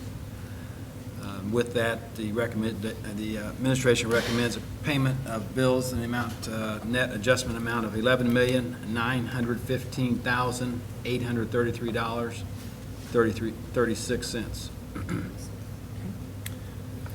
So moved. Sure. Second. And second by Deb. Okay, no further discussion? No, I have. I have questions? Okay. A motion? All right. We knew that was going to happen. That's the procedure. I know, right? Motion, second All right, questions. Paul, Yes. I have a question. There were about 12 pages of, where did it go? It starts down here. Replace voided check. And there was 8,600 and basically $50 to replace voided checks. Can you explain what that is? Sure. That's an annual exercise for stale dated checks that every company has to deal with in terms of trying to find the owners of those originally issued checks that don't clear the bank. You know, people either lost them or they're putting them under their mattress for some reason, or washed them in the clothes washer or something. So we're looking at our stale dated check list as a maintenance thing and trying to find the owners of those checks. They've been voided this old. So we're trying to find the owners of those checks. Most of this batch are employees and former employees that we can see the expense, whether it was reimbursement of a travel or a library book or something, and we have their addresses and that on file because they maintain addresses and that with us. So that was the first pass we made. We got backlogged with the tornado. This was one of our backlog items that, even though I said at the outset it's something you do annually, this is deferred by some months because we haven't done everything annually the last 5 years that we did the prior 5 years. Okay, so this isn't additional money, this is money that had already been Right, paid right. out. It's no net cost. There It's was trying to find the no- owners of prior issued stale checks. Okay.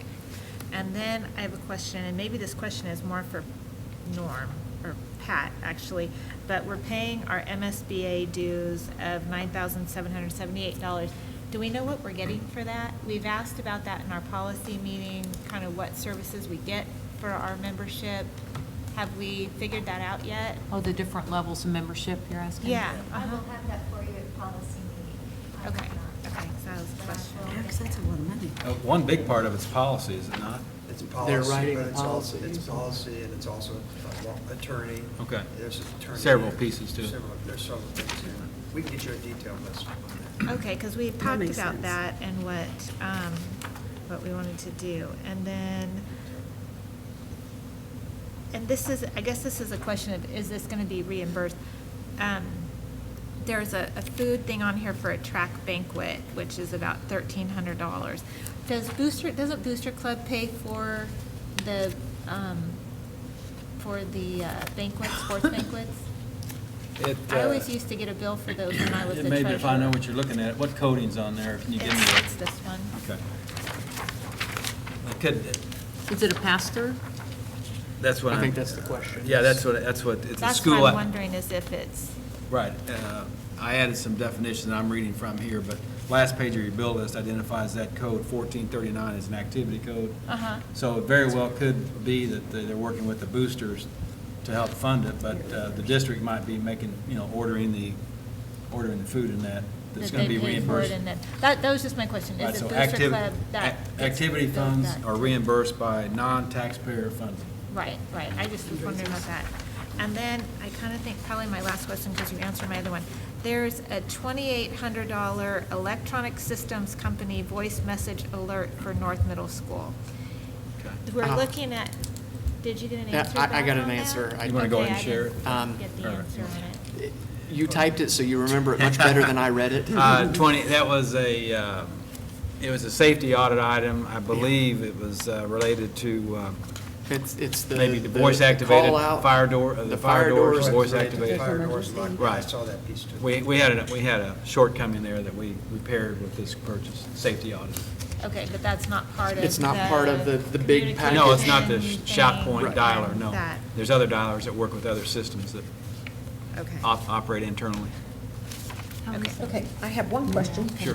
Yeah. There's an employee on here who, we did a $12,000 adjustment for their teacher retirement, and I've never seen an adjustment to teacher retirement appear on the bills. Oh, they have, So- they have, it's kind of, it's a maintenance thing. If we have somebody that maybe we hired in that we thought was qualified, I mean, it is an ongoing maintenance thing, so it's happened before. This extent is large because it's a number of years that have gone by. This person had a certificate, and then after a certain number, and we had them in the one system, their certificate was invalidated or not kept current, so they should have switched to the other retirement system, did not. So we're making the correction with the retirement system, out of one into the correct one.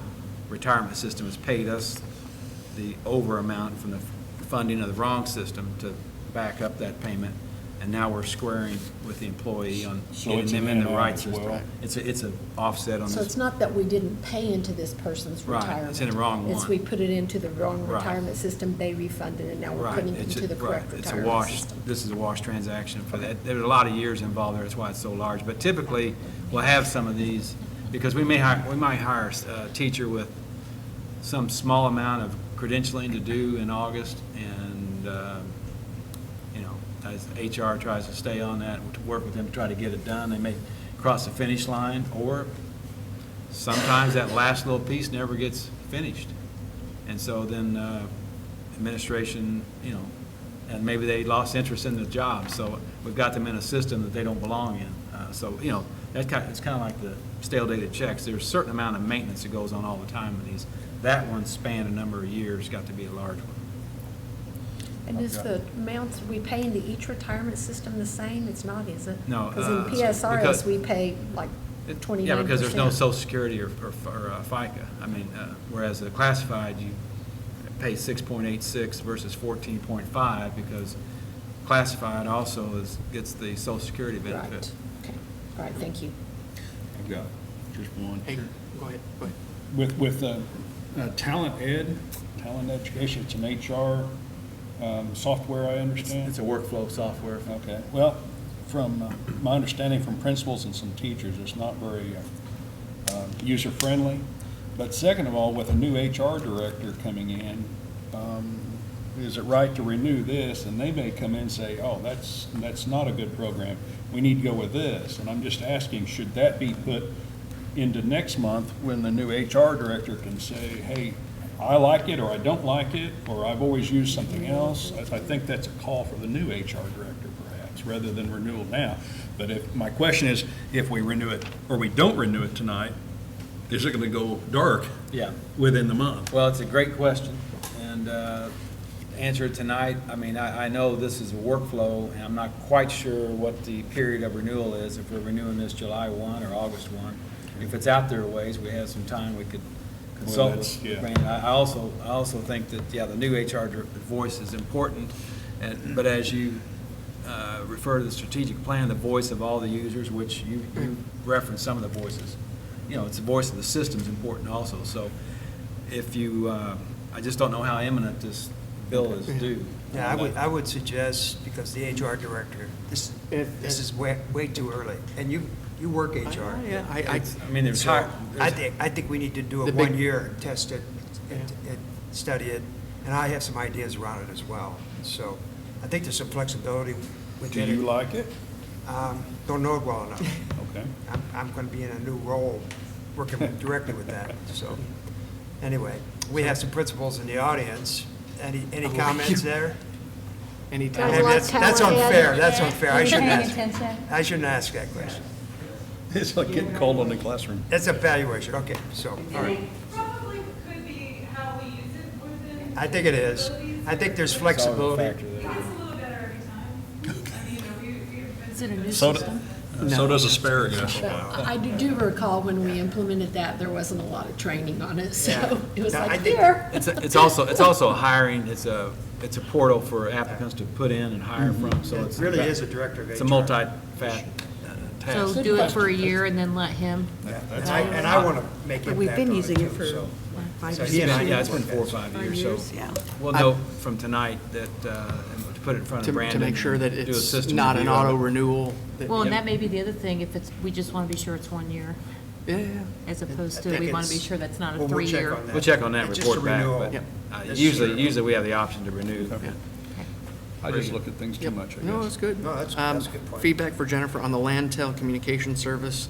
That's for Irving, East Middle School, and Soaring Heights. Their voice message dialer plays a custom-recorded message, recurring voice alert over the intercom when the alarm is activated. Fire doors are released and held open by magnets. And then the other one, the voice alert for 2885, was at North Middle School. Is one message repeater and interface to the existing intercom. Both were student staff safety priority rated. Right. But as we were doing our communication piece, we're bringing it all together. Right. And we don't want to accidentally piece out something else when we're trying to bring it all, so. And they don't, even though They they're don't called talk to- dialers, they don't relate to the parent dialer that we're Right. getting away from. That's just a function. Okay. Any other questions? Okay, it was moved a long time ago. Sheriff I forgot and about Deb, is that right? Did you second? Yep. So please vote. Yes. Yes. Yes. Yes. Yes. Yes. Yes, that passed. Okay. Thank you all. Next item up, Paul, budget adjustments. Yes, we usually have a series of 2, maybe 3 budget adjustments a year. We had one in December or January. And we always have one at the end of the year, which is before you tonight. They're capturing adjustments in revenues and for grants and sponsorships. We, in March, did a refunding of the 2007 bond issue to set us up for a payoff in March of 17. Activity fund expenditures, some reclassifications between expenditure budgets that have a net effect of 0 on fund balance.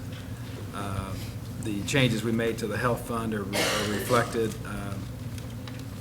Also, for the grant and construction of Early Childhood Center, the administration recommends the board approve the budget adjustments as recommended above and listed by fund on the attached schedule of budget adjustments.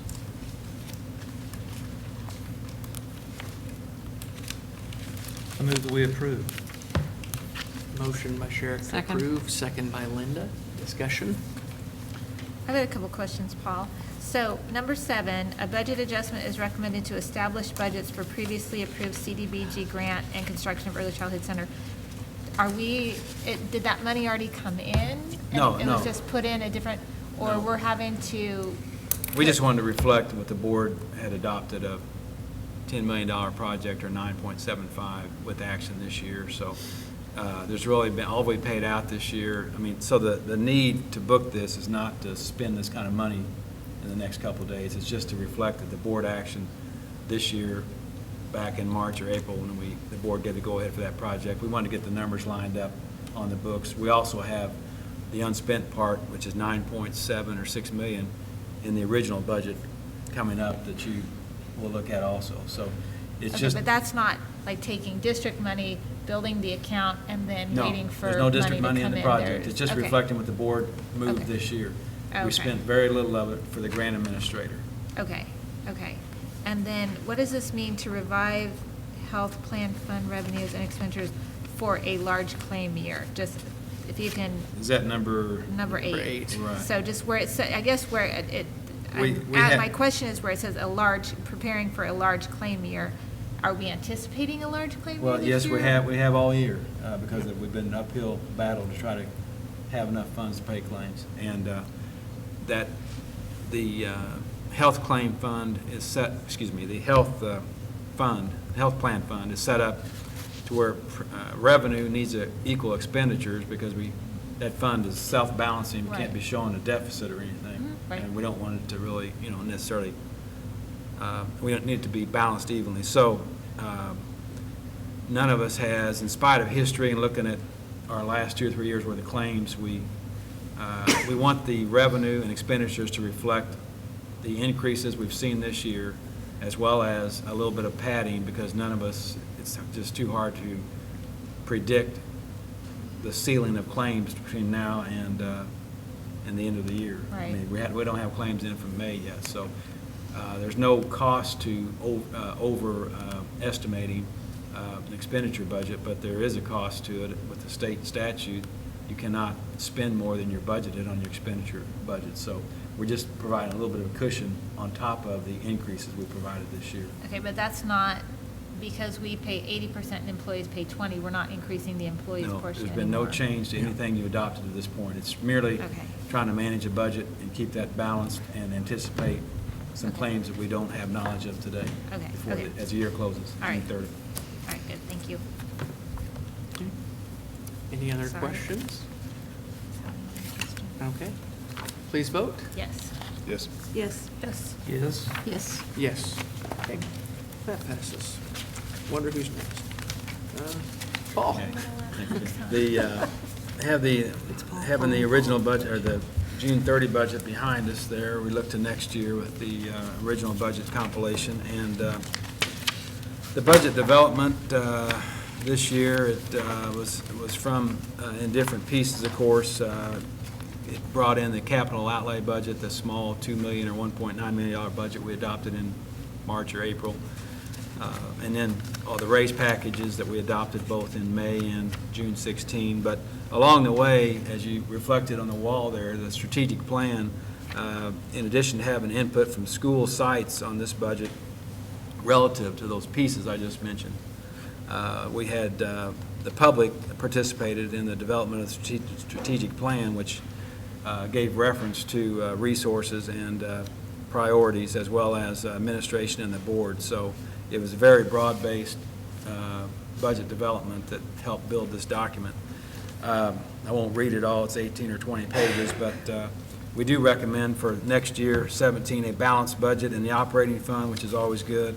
And this budget needs to be adopted by statute by June 30. So we would recommend that the The board recommends administration recommends the board adopt the budget for the 16-17 school year. All right. Question? Let's try and keep up motion first. I move we approve the budget for 16-17 as presented. Chris, second. Questions? One question on here. On page, I think it's 7. Okay. Your last paragraph says, an extensive review of bus routes and bus inventory was conducted. We determined that for the fiscal year 16 and fiscal year 17 school years, there was no need to purchase new buses. I thought we decided to purchase 4 buses this year. No. Or 3 buses. It was in, it was in the original budget, but when the study was done mid-year, we passed on the first year, which was this year, 16 closing. And I think we reallocated that money over to Columbia School expansion. Didn't that, what was in that action item, a reference to that money saved by not spending on buses because there was a study done, not needing buses this year. And basically this year, you're saying 15-16 or 16-17? This year we're closing, Okay. and the study referred to next year, 17. So 2 years of no new buses. Oh, I thought we decided not to do that. Well, I thought that's. that came out of the study, and also was reported on at the time we corrected or expended the funds at Columbia. That was a 2-year impact, but that's what that references. Yeah, I remember that we had a gentleman who came up and spoke to us regarding that. And what the basis was, it wasn't just that somebody, said we don't want to buy buses, we always do when there's a need, but there was a route efficiency study, bus route study last summer, fall, looking at trying to make our routes as efficient as possible with all the, tornado routes and all that in our rear view mirror. And it prompted, with the software we have, Versatrans, and Dave Pettit and his group worked that pretty good, came up with the routes we needed. And by looking at the routes and the mileage and where kids live and school sites, said, and the age of our buses, the mileage on the buses, the fleet, came up with, we can do with the past this year and next year was. I thought we looked at, I gave you that data on there, and I thought that I thought it was maybe a special needs bus and then another bus at least that we were getting this year. Was That's that what not, I recall Dave? too, that we decided we needed a special needs. And was that in? And another bus. I just One of these things? don't remember. Well, would it be in our minutes? We can pull up the minutes. I don't remember hearing Because we special talked needs about it, bus. well, and it may have been after the meeting that we talked about it, and I thought you talked to Dave Pettit, and what you ended up in your conversation Dave's was here. that we were gonna get 2 buses. If only Dave were here. Hi, Dave's right there. Yeah. Oh, I know. hey, Dave, Okay. come on up. I think Mike Johnson a part of that review? I don't remember that. I remember, I didn't. Do you remember make what month you came up and spoke to us? Because I could It pull the was minutes in- up. I bet it was in April. I think it's probably. Because you were here? April? Yeah, I was here. There you go. I don't remember much about it, but I was here. I believe it may have been your first meeting, so. It was April, because I remember I was at my daughter's track meet. Anyways, wasn't that what you needed, was a special needs bus and one other bus for next year? Well, at the time during that meeting, we did not discuss any particular, I think the question was posed to me, would I ever want buses? And I said, Right. yes, I would. So But we did do an in the efficiency study to efficiency the routes. The routing and where we stand on that is what I've had access to doing. The decision about purchasing buses had not necessarily been given to me. So I think there probably was a conversation. Yeah, I just don't, it wasn't the board. I just don't think we decided I don't think anything. we No, I don't voted Well, on no, we the didn't, but then I buses. thought we had I thought you said you had talked to Dave about that, No, I just don't remember. I'm and I sorry. gave you I the, did make a note, not that, I know notes and footnotes kind of get lost in big picture, but when I was asking Eric to pull up the minutes of when we adopted the capital outlay listing, which I think was either April or March, because on that compilation, I showed 0 for buses, because normally we have 4 or 5 buses every year. It was exceptional to show 0. Why not buy buses when you buy them every year? And in there, I did reference, we were going to take a pass based on this study, and I think it was in an email to the board too, because it was exceptional not to buy buses, that it was a 2-year, and it was, I believe, noted on schedule, if Pat can locate that, 2 years worth, 16 and 17, no buses, was a result of the study. I'm pretty sure that was. Because I remember we were looking at the mileage, plus, I mean, we were gonna be like, it was gonna take us so much longer and be so much more expensive Who if we conducted went the 2 study? years without It was buying not me. buses. Mike, did you conduct the study? Well, if it was done last summer, this has been I since mean, I last just- if we- summer. I if mean. the conduct of the study was Mike, could 2 Mike years is join a us in long the time. conversation? Sure, yeah, That's yeah. fine. If we've got the I information here. recall I'd like a $300,000 a year savings on a budget. 400,000. 400,000. Yeah, they're about $100,000 apiece. Yeah. Yeah. That's what I remember is saving that on the budget currently. What the study was based around is our goal has long been, always been, as far as I can remember, to try to maintain a fleet, an active fleet of 15 years old or younger. And we did an analysis of the active fleets plus our route buses, or our trip buses, and determined that we could meet that goal by taking a pass, but once we got back on it, which would be after this upcoming fiscal year, we would have to buy 5 buses a year, 10 out of the 15 years, and 4 buses the other 5 years in order to maintain that fleet if the routes maintain the current level. That's the caveat. We'd maintain that 15-year goal by doing that. And that was the determination that we could invest that money in West Central and Columbia for the first year, and then this year our approved capital outlay agenda, which was approved, I think, back in April. And that's the document I think Paul's referring to that showed no buses. So in 18, Then we would be need to having start back. $500,000 in buses. Five Correct. buses, yep. So maybe, I mean, the budget is written now, but maybe we need to look at that again next year to see if, because 2 years passes a long time, I think. We've got not 1 year buses. passed already, so this would be This will the be upcoming this year. is the second This is- year? Yes, July 1 will start year 2. We rechanneled that Okay. money to So Columbia. a year from now, we'll be asking for 5 buses. And that, we talked about that, and probably for the next several years to stay on track. If that 15-year goal Right. is still a goal, and if we don't have to add routes. I remember the conversation, but I don't think we took any action. Right. See, it's, I think next that's year right. we'll be You in did, a but then I different thought you had conference. said, with and it was reduced afterwards, travel it wasn't at buses. the No, I meeting. agree Yeah, I was with gonna you. say, I don't Yeah, recall but it at all. the age, I don't know Yeah. that, because we always, our newest buses, we keep on, over the road. Okay. Because you want your newest ones going Right. far. And then they push down into the fleet. And then we still have a bevy of buses for reserve buses if one's in the If shop. one- okay. But that doesn't, that 15-year apply, we're not applying to those Okay. reserve buses that sit there most of the year without moving. Sure. Okay. All New right. buses next year. Thank you. 5 of them. Linda, did you find something? It was not a board, there was no board action taken on it, so it's not recorded. Okay. I don't No, remember it wasn't. anything It was voted. done, it was in a conversation. I think it was Yes, after. it was afterward. It Yeah. was. So we can't I change the remember it's a budget little because slower of in that. yours. I begin to remember. Well, some it was footnote, it was in We the did, and- capital outlay notes, but Yeah. Okay. I just to thought- say, that's because, why I mean, I there's- wouldn't make up a Right. special needs bus and a regular bus. I No. wouldn't know that unless Right. we had a conversation about it. Right. But I was pretty sure that would meet the needs for this next year, and then after that, we would build them back in. Yeah. So were you saying they So we needed to could- be in this budget and they're not, and that's I the thought That's what they she was were. thinking. I thought they were, But they're not. but they're not. Yeah. All right. Any other questions? I mean, But if that need arises, we're gonna have to. if it take care of arises, it. it's gonna have to come up No, we'll have and to do an bring it back to the adjustment. table, right. I mean, that's what would happen Right. if something catastrophic happened that we need to add a Oh, couple yeah, well, buses. yeah, we'll have to- That's what you're. All right, so I believe I made, did I make the motion? Chris, Yeah, you I seconded? seconded. All right, Jennifer, please vote. Yes. Yes. Yes. Yes. Yes. Yes, okay, that motion passes as well. Next item, Fund Transfer Authority. Yes, this is an annual item. It's largely worded and suggested if you want to transfer funds required by DESI to have this item adopted.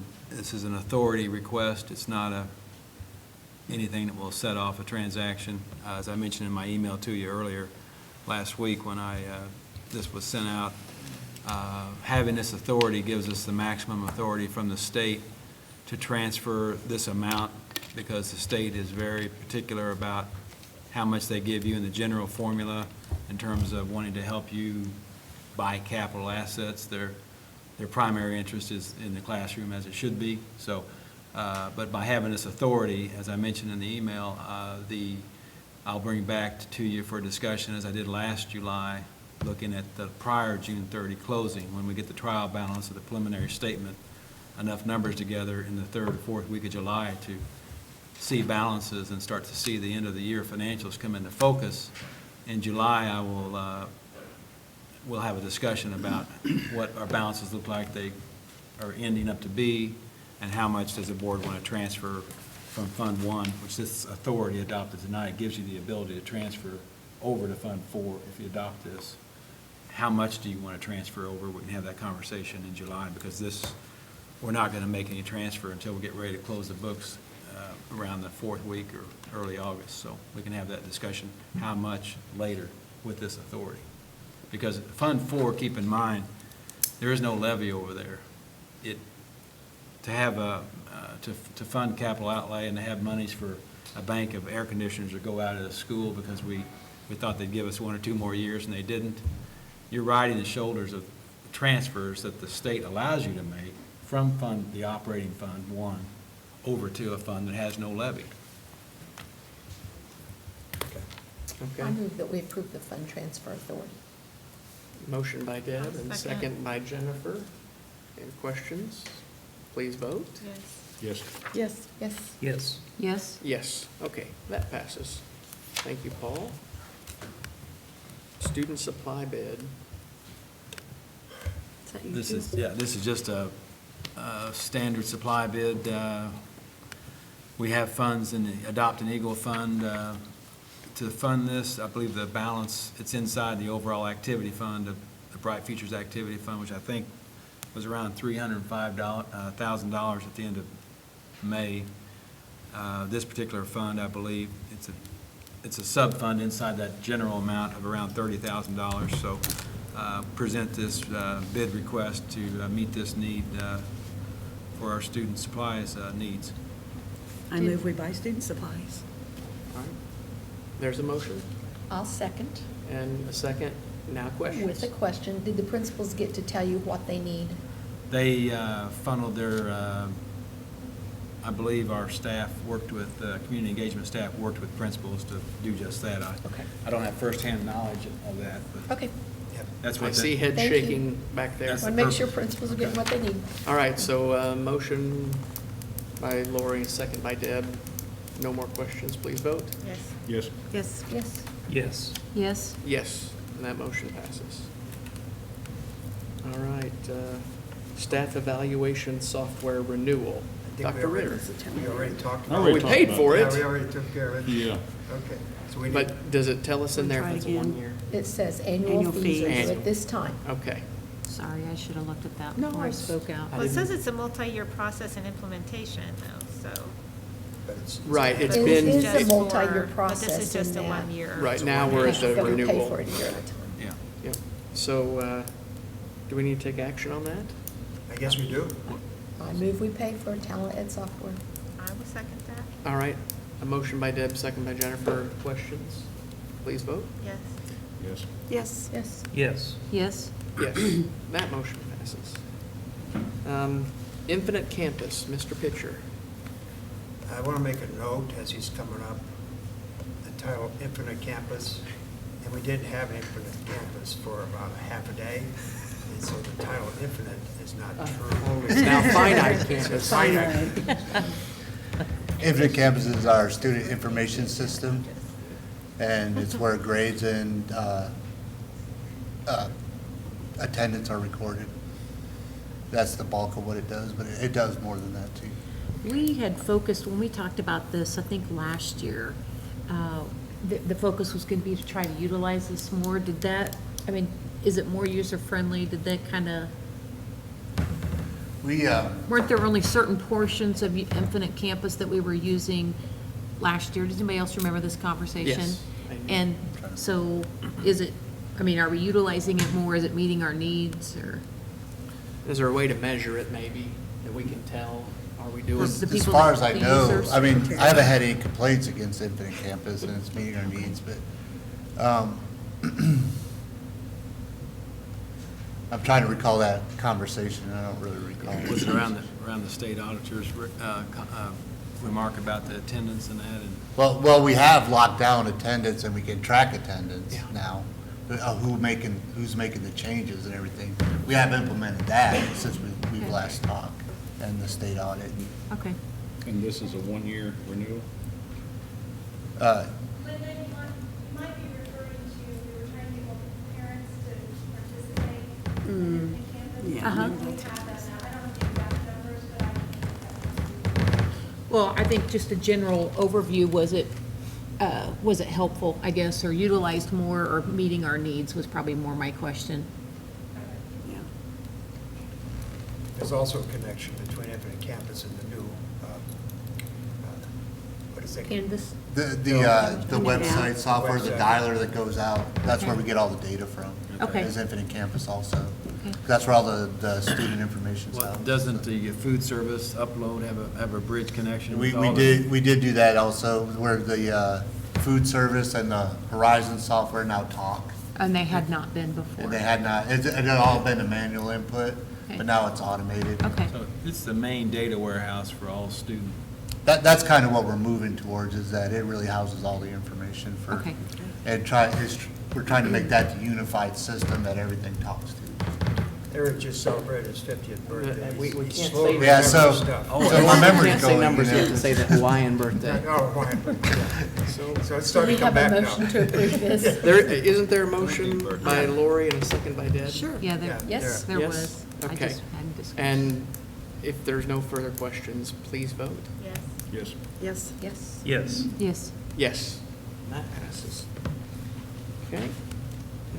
Next item, Weeden Is it Wide Hammer. Hammer or Alio? Thank you. This is our financial data.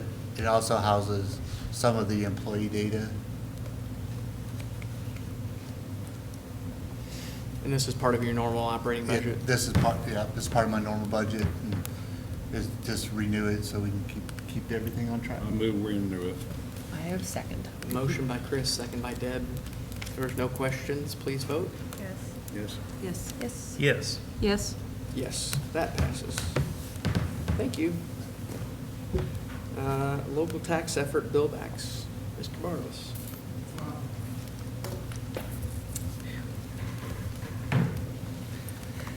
This is our, one of our typical local tax effort billbacks from Springfield, and it's basically students from Joplin that are educated in Springfield that are judicially placed, and they're obligated and able to bill us back for those services. I move we approve the LTE bill back. Second. Motion by Deb, second by Sherrick. There's no questions. I have a question. There's a question. Is this related to, are these students that we're paying for, are they, Overnight housed. well, do they do that because we Well, don't and have a? actually, these are students that are by the Department of Mental Health or Social, or the Division of Social Services, are judicially placed in another school district. That school district can bill the domicile district for their local tax effort, basically, and that's what it is. That's what it is, but Why it's are we because we sending don't, them? it's because we don't have a facility here in Joplin. Yeah, that's really out of our authority, Is that and why? again, that's just through the Department of Mental Health, and we're not doing it. This is through, they're either judicially placed, or they're placed there by the Department of Mental Health, or the Social Services, or juvenile. That's, it's out of our authority. So you It could can't be answer the juvenile, and it question that might if not we be had a, juvenile. if we had a juvenile facility in Joplin, that we would not, that this revenue would stay in our school? It possibly could, you know, and a lot of it is that, as far as foster care placement, you know, in doing this, it's really just kind of a shortage area in Joplin. A lot of Joplin students that need that services are placed outside the district. And it's out of our hands to do that, but I think you're right. If we did have the services and more people participate, we might keep our kids in. Just a question. All right. That's related to that. We've had a conversation about that quite a bit, so. Okay. Just asking. So, motion by Deb and second by Sherrick? Okay. Yes. Yes. Yes. Yes. Yes. Yes. Yes, that passed, thank you. Dr. Ritter, number 10, the appointment of treasurer and secretary. Okay, so this is an annual, by the way, this is something we're going to move up to April. We should be doing this when you select your board officers. This should happen at the same time. This is really a bad time to do this. But anyway, I apologize for that. And so we're going to change that routine. Okay. So anyway, so by law, you guys need to appoint and board treasurer, which would be Paul, and the secretary, which would be Pat, and I think they're both going to do that. And then along with that, by the way, with the secretary, typically you also include, what do you, clerk of records? Custodian of records. And that's all part of being the secretary, so, and you can see that in the item as well. So, anyway, there you go. I move we appoint Paul and Pat. I'll second. Okay, motion by Deb, second by Jennifer. Please vote. Yes. Yes. Yes. Yes. Yes. Yes. Yes. Okay, that passes. Next item, policy update, first reading. Yes, we have, really, Linda and Jennifer, you can walk through this as well, but this is first reading, teaching about human sexuality, admission of students, and assignment of students to grade level classes, and I think the adjustments were made based on statute. And so that's about it. So, anyway, we need a Okay. motion in a second. Do we want to look at all of them and do them as a group? I would suggest that, yeah. Okay. So then I move that we accept policy first reading, 11A through C. All right. Second. Motion by Linda, second by Deb. If there's no questions, please vote. Yes. Yes. Yes. Yes. Yes. Yes. Yes. Okay, so those pass, thank you. Number 12, NWEA measure. Yeah, we basically felt that this is the first year, and so we brought some principals and some teachers in to have a conversation with the board about how NWEA is working. And so this is a renewal, I think, of a 3-year agreement, and it's $90,000. So we thought we needed to give the board an assurance. And really, I think, Jennifer, you were the one that asked for us to bring people to the table to have this conversation. Well, I would just like to hear, we always hear the great, it's wonderful, it's perfect. I'd like to hear what didn't work, Yeah, as well as what they're did gonna- work, they're gonna so do that both. we can make it better. They were So, that would challenged. be the request. That's what they were doing. That's what they're challenged to do. That's what I asked for. Okay, so go ahead, Jennifer. As Dr. Ritter said, we're just bringing the amount of the $90,471.25 to the board. It's year 2 of a 3-year agreement that was voted upon. But with that being said, I think it's more important you hear from the stakeholders who are using the product in their schools, for them to give you, they've just been asked to give you honest, open feedback regarding the assessment. So I think you'll get exactly what you've been asking for. So I'm going to just turn it over to them. They can introduce who they are and present. Jill White, Royal Heights Elementary Principal. Steve Gilbert, principal of South Middle School. Dana Stokesbury, fourth grade teacher. Brady Barkley, fourth grade at Irving. We put together a presentation for you that is a compilation of some plus deltas after each testing session at all of the buildings. Then we received some feedback from, after we put this together, elementary and middle school, we received some feedback from high school, make sure that what's on here was aligned with what their teachers were saying also. And pretty much, so have teacher input into this, and then some teachers with some firsthand experience that you can speak to. So when asked, tell us about NWEA, we went from the perspective of, is it the right assessment, not whether we needed an assessment or not. So that's what we'll be answering. We hope that fits your need. Go ahead, clicker. That's right. What NWEA can do that MAP currently cannot is help us track goal 1 of our strategic plan. It also will inform classroom instruction for placement decisions at the middle school level. They use it sometimes for placement decisions, intervention decisions at the elementary, and just ongoing classroom instruction. The MAP reports that we're receiving don't have any breakdown about skills or any. It just really tells us nothing about what kids can and cannot do. It can also provide student achievement and growth data to stakeholders on a pretty timely basis throughout the year. Our current use, these are just synopsis of the plus deltas. It's norm referenced, so it would be the only assessment that everyone uses consistently that's norm referenced, which gives us a different perspective of, not Dr. That's what I was thinking. I read that first They referred it to. last week, thinking Norm referenced this in what present? It provides us with growth data, and the growth data within the system is also norm referenced. Teachers are able to use it as a formative instead of a after the fact. Comparative, so we can look at ourselves against other schools, against the district, nation, both in achievement and in growth. It obviously is digital, and that's a plus for us, because that provides us with immediate results. It provides us with a consistent assessment across all grade levels. So that was something that we were kind of lacking before, a consistent language to be able to talk to teachers. We're sending data on to the next building that everybody understands. And it's adaptive, which means that as students miss a question, it moves the questions down. If they get them right, it moves them up in levels, so it can cover a broader level. The deltas are server reliability. We experience repeated network crashes, etc., but I believe that the E-rate that you have approved will take care of that. So Mr. Pitcher was on top of that, and they worked on it, and it got better as the year progressed, but we needed some more bandwidth and whatnot to be able to handle that, the amount of technology. Ask, with that, did it push you behind in your instruction because Totally, of the yeah. amount of time? There was an incredible amount of time that was lost. instructional loss. Yeah, that was lost in instruction.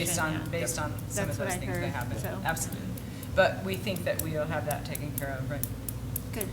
Access to devices was another delta. There's some inconsistency across buildings about how many devices do you have, which also impacts the instructional time of does everybody have to cycle through the computer lab, or are there enough devices to go to the classroom, those kinds of things. And those are just some things that need to be addressed at different buildings. Teacher training on report, and I think you'll remember when we discussed the rollout of this, we said we were going to take it slow. In the first year, we were just going to give the test. And we weren't going to, just give all the teachers a whole lot of training on it. We were going to wait until we had a little experience with it. That's what we've done, and now they're starting to ask for training.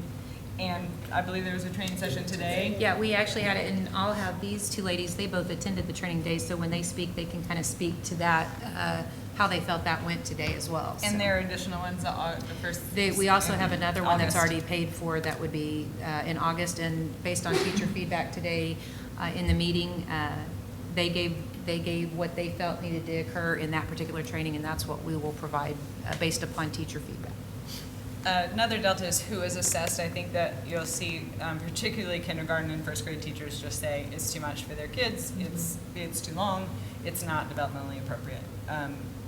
There have been some questions about the appropriateness for different populations of students. Some of our special ed students, is it appropriate for them to take this test or not? Jill, are there concerns about the validity for kindergarten? Because Absolutely. Isn't it read to them, or do they have to read it? It's read to them. It's not appropriate for our kindergarten students. No, we're just not. That's the main thing I've heard. It's definitely entertaining to watch.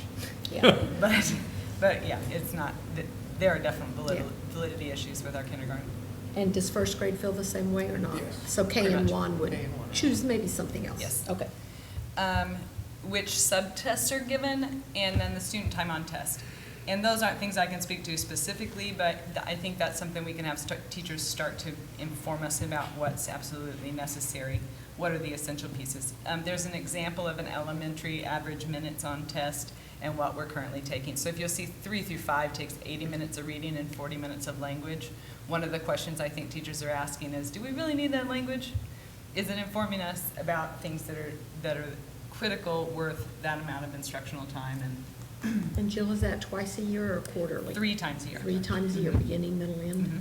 Okay. And those are just averages of actual, that does not include the network server downtimes Right, or that's in just between. actual That is testing. actual time that kids were taking, and I just averaged the Royal Heights population, figuring that was pretty typical across. And that's the pretty typical, by the way, with acuity or any other kind of test. as well, And that's so. what we figured also. Yeah. So our collective recommendations would be to continue with NWA because we do need an external standardized measure. State assessment is going to continue to be inconsistent for us, and we don't know what we're going to get or what we're going to have. And we need to be tracking student growth now and not wait for that to come around and get consistent. It's aligned with what teachers are currently teaching. And changing the assessment would just require another start, and we don't know of anything that's super duper better or anything out there. And So isn't the state of Missouri looking at the NWEA assessment? That's as the their yeah, That's that's one of the three, rumor. yeah, Okay. one of three that they're recommending right now. Recommendation 2, which I believe is being taken care of, is to immediately address the technology issues. It's just frustrating for students. It invalidates test scores because they could just get so, the kids are burnt out and done with it. They're frustrated, they feel like they're doing something wrong. It's impacting the testing schedule and instructional time and extending the testing window. Rethink the testing of kindergarten and first grade. It's developmentally inappropriate, and we have lots of current classroom data that is adequate for all of our needs to report to stakeholders, for teacher instruction, for everything that we need. Big thank you to the committee for number 3. And can I ask too, in high school, I know my daughter was a senior, AP classes, I mean, she scored a 35 out of 36 on the English portion of the ACT when she take it September. So, I mean, this was useless for her. I mean, can we look at maybe exempting some of those advanced AP classes That out would of bring it us as to well? recommendation number 4, is Yeah. to put together a representative committee just to determine what are the best practices for Okay. Joplin use of NWEA. Okay. Because there are lots of those questions that are starting to arise, Mm-hmm. because we kind of went at it with, let's give them the full gamut and see what it looks like. Then that may be some question on that committee could answer. That makes sense. Great recommendation. Because they could spend that time preparing for the AP exam rather than testing for. And we don't want to test just for the sake of testing. never. We want to test because we're getting some great data from it. Exactly. Never want to Feedback. test just for Exactly. test. I mean, That's that why they can MAP's bad. use, so. MAP is terrible. I can Do be you have an quoted on opinion on that. that? I can be quoted on that. So, all right. All right. All right, And then so, we'll hear from some teachers about. yeah, teachers.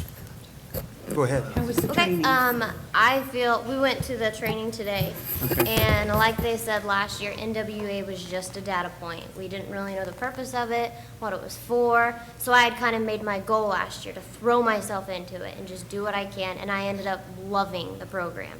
And today in the training, we learned that shouldn't be used just for a data point. It's more designed to help teachers instruct their planning, and we were taught how to do that today, and it was phenomenal. It helps with personal goal setting, which is what I did with my classes. I took all of these resources that NWA gives you based off of their test and set personalized reading goals with every individual student based off of what they need and what they're able to learn. And I saw huge growths in that goal setting process. They have individual reports that can be utilized during parent-teacher conferences, where it can show parents where, it doesn't just say like, here's a score for reading, math, and language. It breaks it down into, in math, your child's weakness is geometry, and their strength is measurement. So it's very specific. And it tracks students' growth compared to not just national norms, but also district norms. And there's many reports that you can use to show that to parents as well, so they can see, well, my students here compared to the district or compared to the national norms. I feel like it's a great program. We need to, as a teacher, I need to see examples of how this is utilized in the classrooms, rather than this is just a piece of data, put it on a spreadsheet. I think point number 4 would be awesome, to get a group of teachers together that could make and create examples of what a reading goal looks like using these reports, and what does a parent-teacher conference look like using the NWEA. And I just feel like it has a lot to offer. We're just not utilizing it yet because we haven't been given the proper training. So, Can I ask you, with your regular Yep. daily workload with students and trying to manage your classroom and whatever other duties you have, does this add an extra burden to you? Does it add a lot of time that you are spending? Are you able to actually use it to adjust how you're teaching your students, or is it just something that kind of sits out there and you may not get around to using it? I mean, I'm just curious. I discussed with my students the importance of the NWEA, not to just blow it off, not to do your best, or to do your best. And you can actually, if you feel a student didn't do their best, you can have them retake the test. So I just made sure that I made them a part of that process of, hey, we're taking the NWEA in 2 weeks, make sure you're ready for this. And it actually didn't take, I think we got all 3 of our tests done in like 2 days, on each beginning of the year, middle of the year, end of the year. Our biggest issue was it's done computer-based, so we had to share our technology with the entire building. And I'm an E-Tech classroom. All of my 4th grade classroom teachers are E-Tech. So we had to create different lessons because we're used to having computers in our classroom every day for instructional purposes. So we had to find different ways while everyone else was testing in that 3-week period to change our lessons to where we didn't use our technology. Well, I guess my question was more for you looking at the data. Right. You looking at the data and implementing that into your lesson plan. So it's your time, not your teaching time, but your time. I spent hours looking at the reports. It took a lot of time. That's why I think the committee would be a great thing, because I just was fortunate enough to not have really nothing else to do, I guess, to put it in better words. And I was just, all right, let's do this. So I think if you could have a set of 5, 6, 7 teachers that had that time and was willing to come up with specific details on how to do this and examples and show it and share it with other teachers, that would save the other teachers a lot of time and a lot of hassle. And I think what you're really going after, and it's true, our teachers need a lot more time to collaborate. It really is, and that's really what needs to happen. And so we're looking for those opportunities. And so it's not cheap, but we're going to get it done. All right. My perspective is a little bit different. Mrs. Munn asked me to come. I am new to Joplin. We moved here a year ago, and I substitute taught, and I've since been hired at Kelsey Norman. I moved here from Kentucky, and in the district that we were in, I had finished my 3rd year of NWEA testing. So I remember that first year thinking just overwhelming, because we didn't have training. We were just kind of, this is what you're going to do, and just being overwhelmed by that. And of course, you know, our inclination was this isn't going to work. But then the 2nd year, we got into it a little bit more. We had a little more time with it. And by the 3rd year, it's the first testing assessment program that I've used in my 15 years that I've actually taken the data from and used in the classroom. It's not just a number that's floating out there somewhere that I've done to check off my list. It changed my teaching. Because it can, from it, I like to teach small groups. I like to go for the individual child, and I could differentiate all of my kids, not just focus on my lower end that we oftentimes put all of our focus on, but it did not allow me to leave anybody out because you're basing it on individual growth for each child. And I liked that.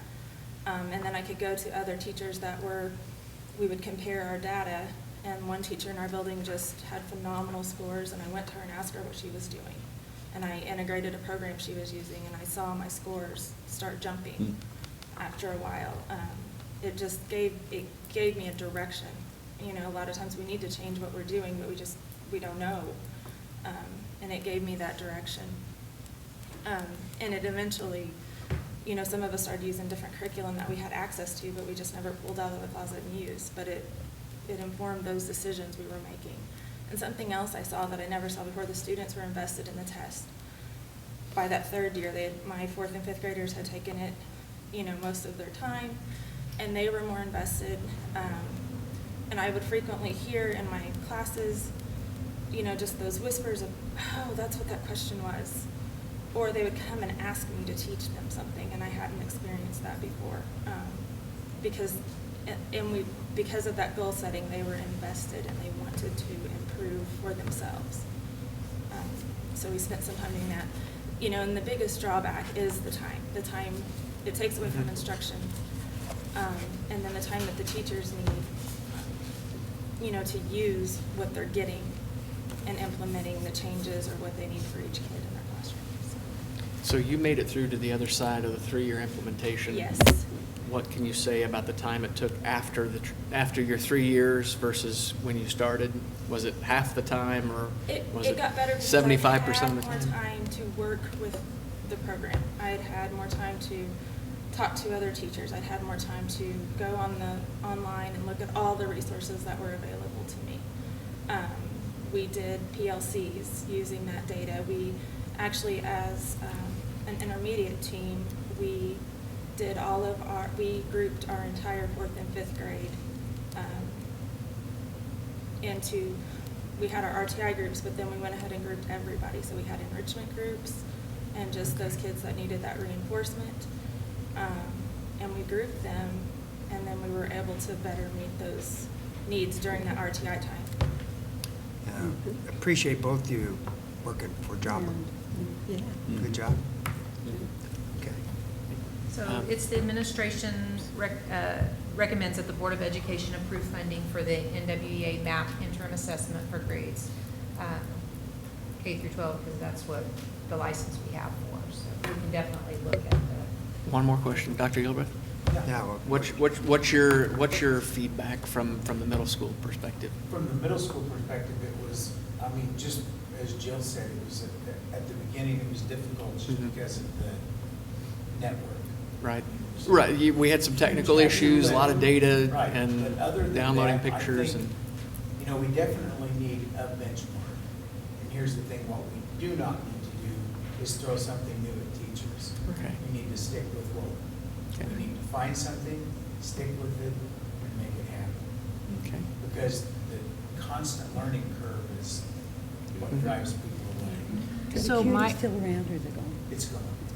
So my lack of knowledge of using this, when you go to use this on kids again this year, will it pull up where they were last year? Yes. It gives you, if we take this 4 years from now, it'll give us data from the very first year up to that day.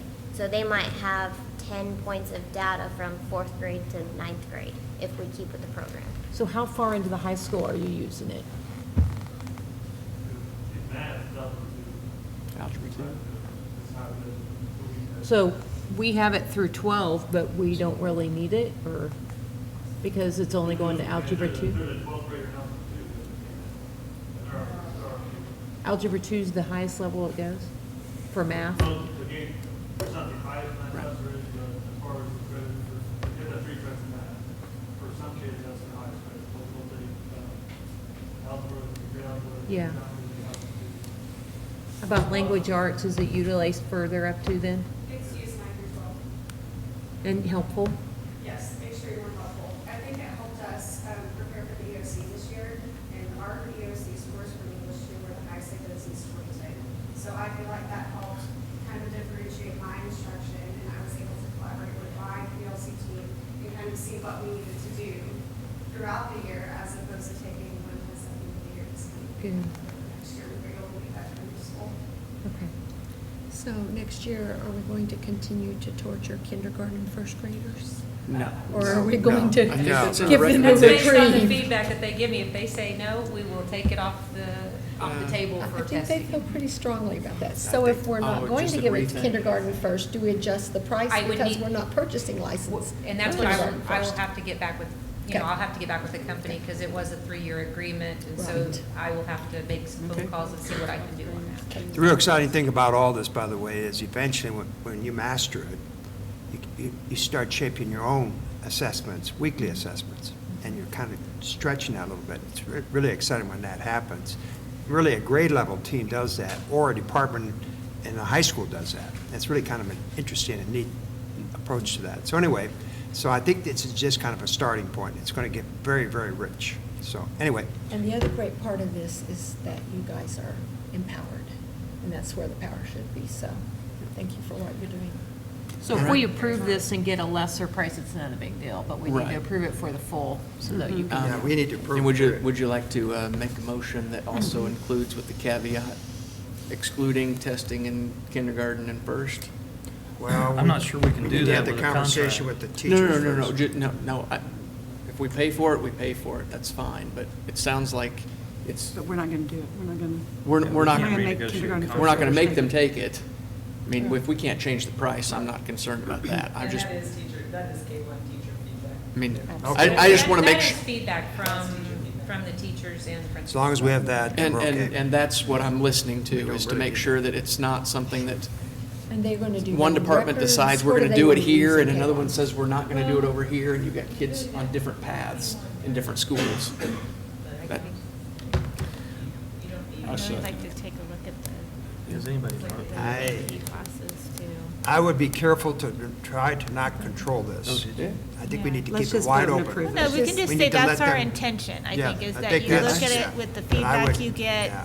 and that we consider K-1, if that's the feedback you get, we're fine with Yeah, that's what you need. The that board's fine with that, happening. okay. So, But don't control we it. just And want to then- meet the needs of the teachers and the kids and what we need. Because we may have some So, yeah. gifted first graders that we need to, Test. see, I'm just concerned about any kind of control. So, okay, Just good. make a motion that we approve the NWE There- purchase. There we go. Okay, There we go. Second. there's a motion and, I didn't hear your motion. and- Oh, you made the motion? No, Linda's trying to take credit for it. No, I just said, you said, I'll is there a second motion on the Linda. table? I said, I think I did. There's your motion, But there's it your may second. not. I'm There- seconding There you go, Linda.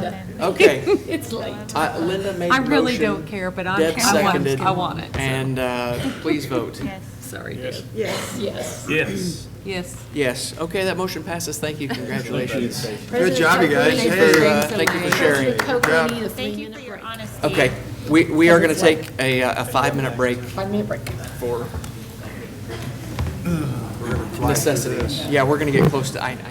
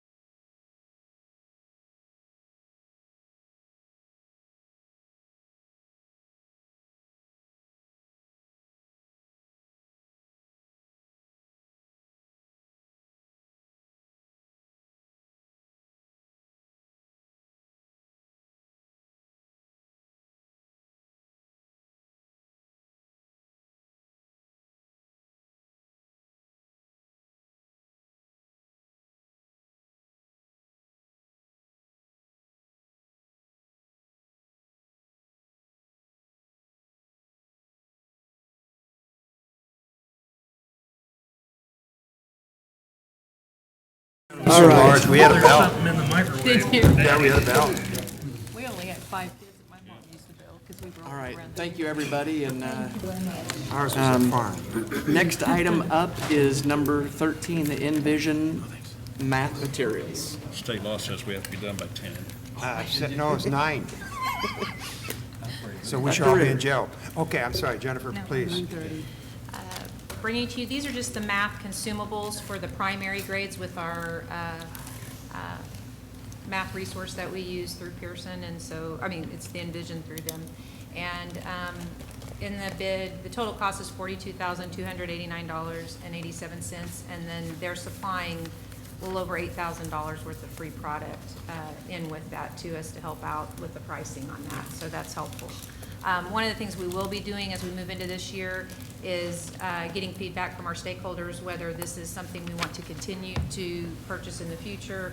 You know, are they utilizing it in the classroom? And so we'll be addressing that this year, but for now, we need to go ahead and provide the resource that that's what they've been using to Are these teach workbooks? math. Yes, they're Okay. they're a consumable workbook, but just for the primary grades, K through 2. Okay. And is that the same series we use 3 to 5? Yes, Envision? same, And same then when we series. get to middle school, does the product, do we have a consistent product K to 12? So we have K to 5 product, and then do we have a 6 to 12 product? No, I don't have an 6A? answer to that. I would have to. Matt, you know? I don't, Yeah. you know what middle school is using currently? So, Steve just asked. so they may be using Pearson as, Should ask before Steve. yeah, they may be using Pearson as well, but I'm not sure that it Yeah. correlates with the same product that the elementary is using at this time, but I can find that out and Yeah, get that we'll to you. get- we'll I'll be get that glad to to you. do that. I move that we approve Envision. Okay, there's a motion Second. and a second. Motion by Deb, a second by Lori. If there are no questions, please vote. Yes. Yes. Yes. Yes. Yes. Yes. Yes, okay, that passes. Thank you. Algebra 1, No, thanks. textbook Why don't adoption. you guys come on up? We're so happy to see you guys and to approve this. And I want to apologize for Guys having you have guys sat so there far so at the end. long. You're the trooper The guy tonight.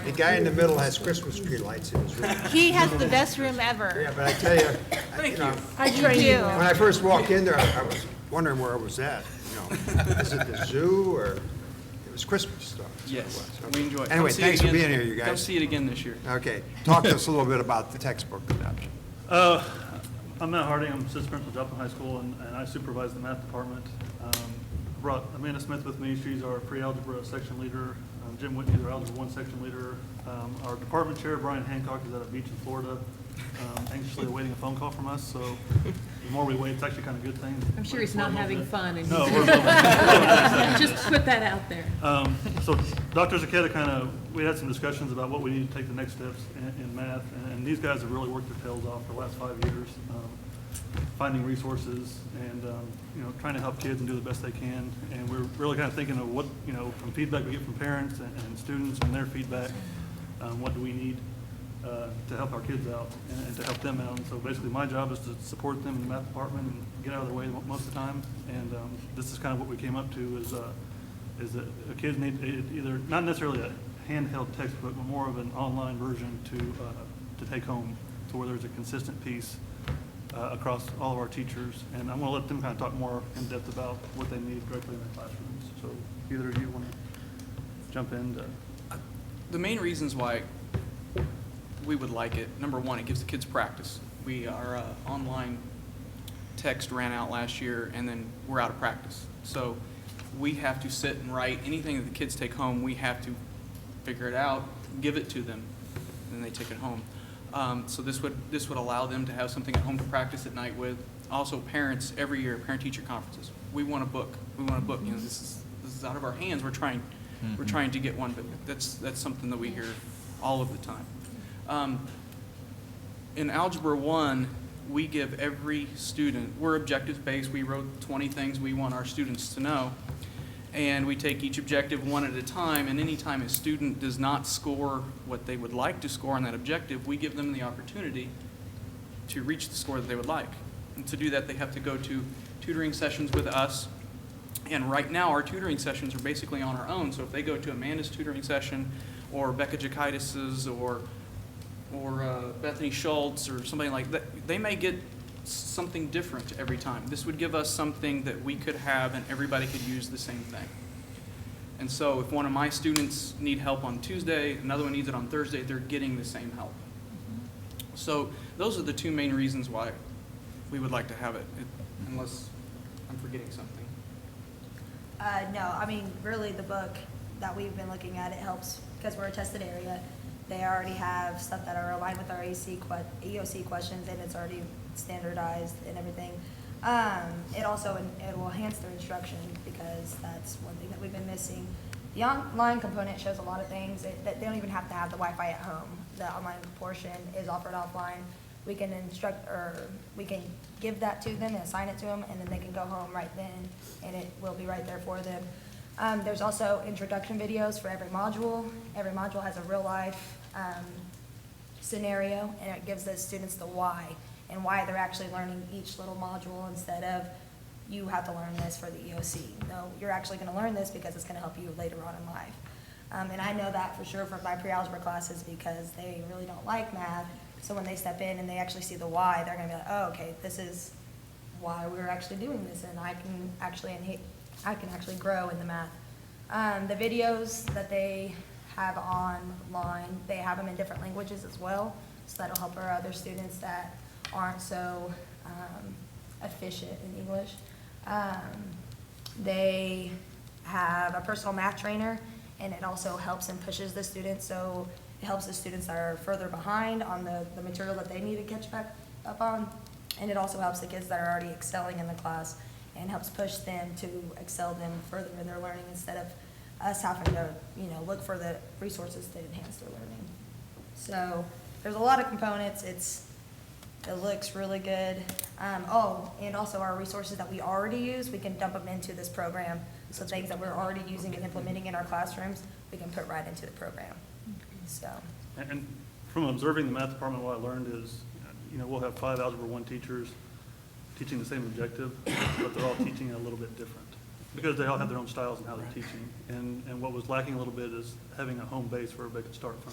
Consistency. Especially for younger teachers of saying, okay, I have a 20-year veteran sitting here and telling me, hey, this is what I do and here's how I do it. Well, maybe that's just not me yet. I need some time to kind of figure out what I'm doing in this job and how it all works. Well, I got this, but also I have this that's all consistent, and I can start from here and try to figure out who I really am as a teacher. Okay. I just want to say thank you. Thank you for doing this. This is going to help kids tremendously.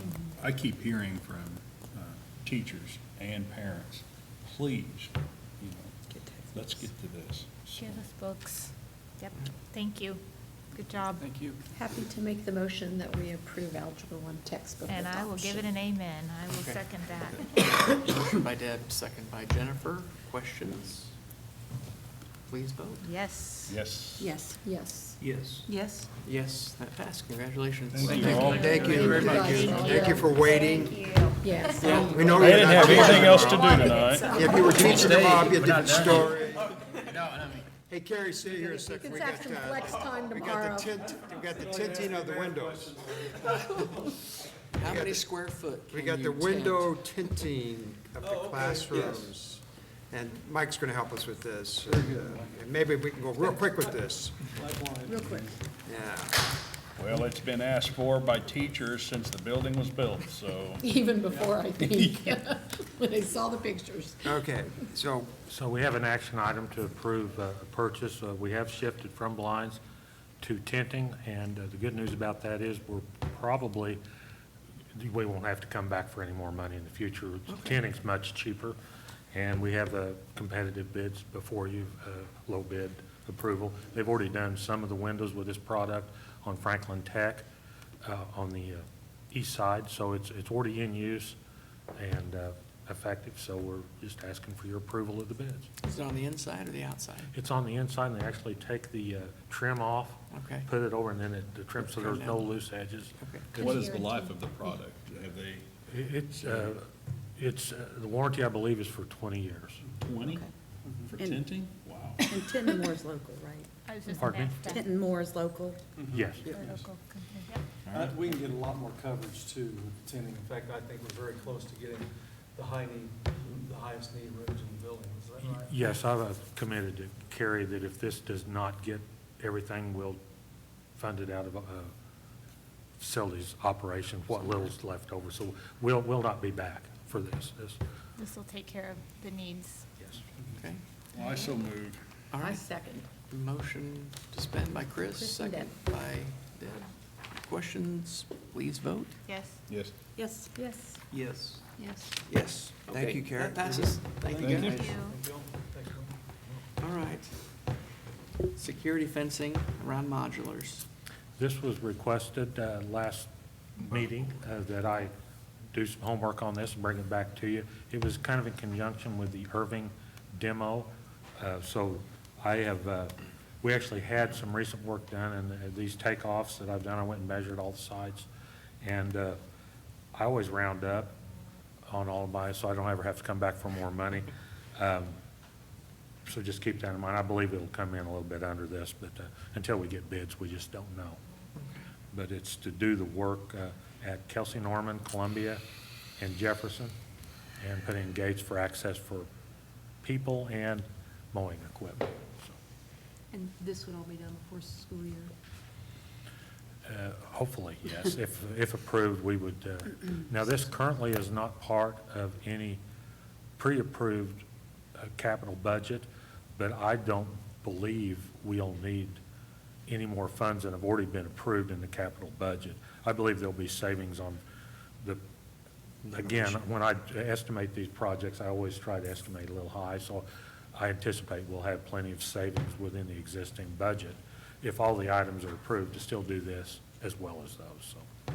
Because didn't we approve a certain amount for Emerson and then? Demolition? Yeah. And it came way under. And it came way under. So really, did we have that money budgeted though, that much for Emerson? So really it is in the. Yeah, there's like 182,000 savings already on that first job. So we really do have money in the budget Oh, for yes. this then? And this will be fairly affordable. It may not even be over 15,000, so if it isn't, you won't see me again on this. Sure. We'll just go ahead and do it, but it could be over 15. It'll be about that. I think I've got a budget here at 20, just to be safe. Okay. Thank So you for basic- looking into this, I appreciate it. Yeah, and so Now, this is basically just we're- a standard galvanized Right. fence. It's nothing fancy. That's all right. With the idea being that we'd like to get rid of these eventually. Right, right. So it's not a permanent, attractive fence, Right. and it would be a 5-foot galvanized chain link fence. A deterrent. It's a barrier. I mean, that's the, Something. all right. I move we approve the fencing. I'll second. Motion by Deb, second by Jennifer. If there are no further questions, please vote. Yes. Yes. Yes. Yes. Yes. Yes. Yes. Okay, that motion passes. Thank you.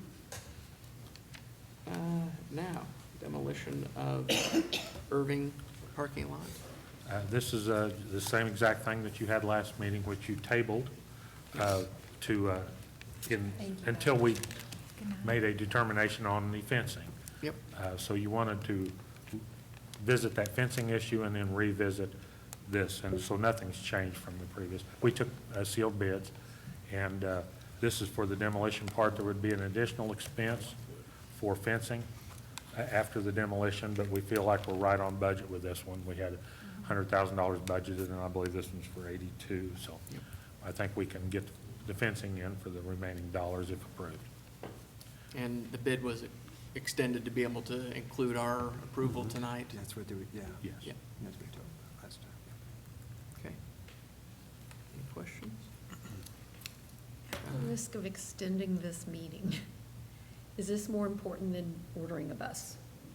Is demoing this going to provide something for the Irving students that they don't have now, such as more playground space? Oh, yes, yes. Okay. Much more space. They're really crammed in there now. It's a very, Really are. very We look small. at- I went to look at that yesterday, yeah. Space is needed. So I move we approve this. Lori has Second. made the motion, Deb has seconded. No questions, please vote. Yes. Yes. Yes. Yes. Yes. Yes. Yes. Okay, that motion passes. Thank you. Okay, action item number 18, if I may. I want you to go to goal number 3, effective and efficient. We're Yeah. looking for waste, and this has to do with trash can liners. Yeah. So anyway, I don't think much has to be said, but it's a major bid because. I think it goes over 15,000, Yes, and and that's why it's triggered. Yeah, we may want to consider putting items like these into consent agenda because, anyway. Yeah, these could have. Down in Yeah, the we next could put one. those in, yeah. Anyway, We'll discuss that in the pluses and yeah, minuses. yeah, I think, yeah. Okay, I move we buy our trash can liners. Well, could we do Could we 18 add and those 19 together? together? And our Do toilet. both of them, yeah. All right. I move we buy trash can liners and toilet paper. No, don't ask that. I know, don't Are these ask two, it. are they two-ply? That's what I said, is it one play or two? So is there a motion for There is, I both move together? we approve Deb, both these move items. both. I'll second.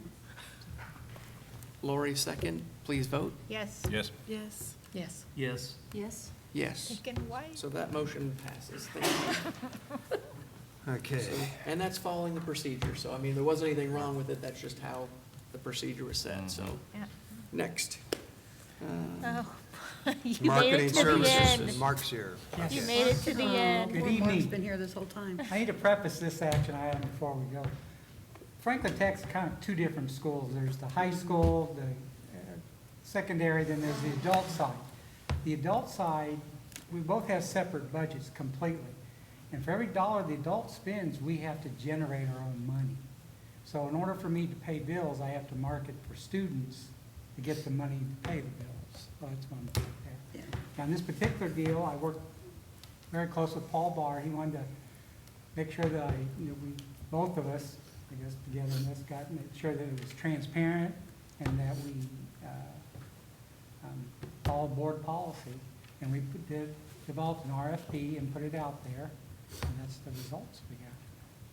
Well, and I know I've been one that's questioned it. Why not? And it's just been the cost because of what hits. Like, I mean, this month I think there were it was $10,000 this month. And just when we're spending that much money, I think I have felt like we've needed to have a contract. And so that's been my question, not questioning that you need to market your programs at all. It's just, I just felt like if that's the expense that we're going to, we need to have a contract for that I amount of agree. money, And so.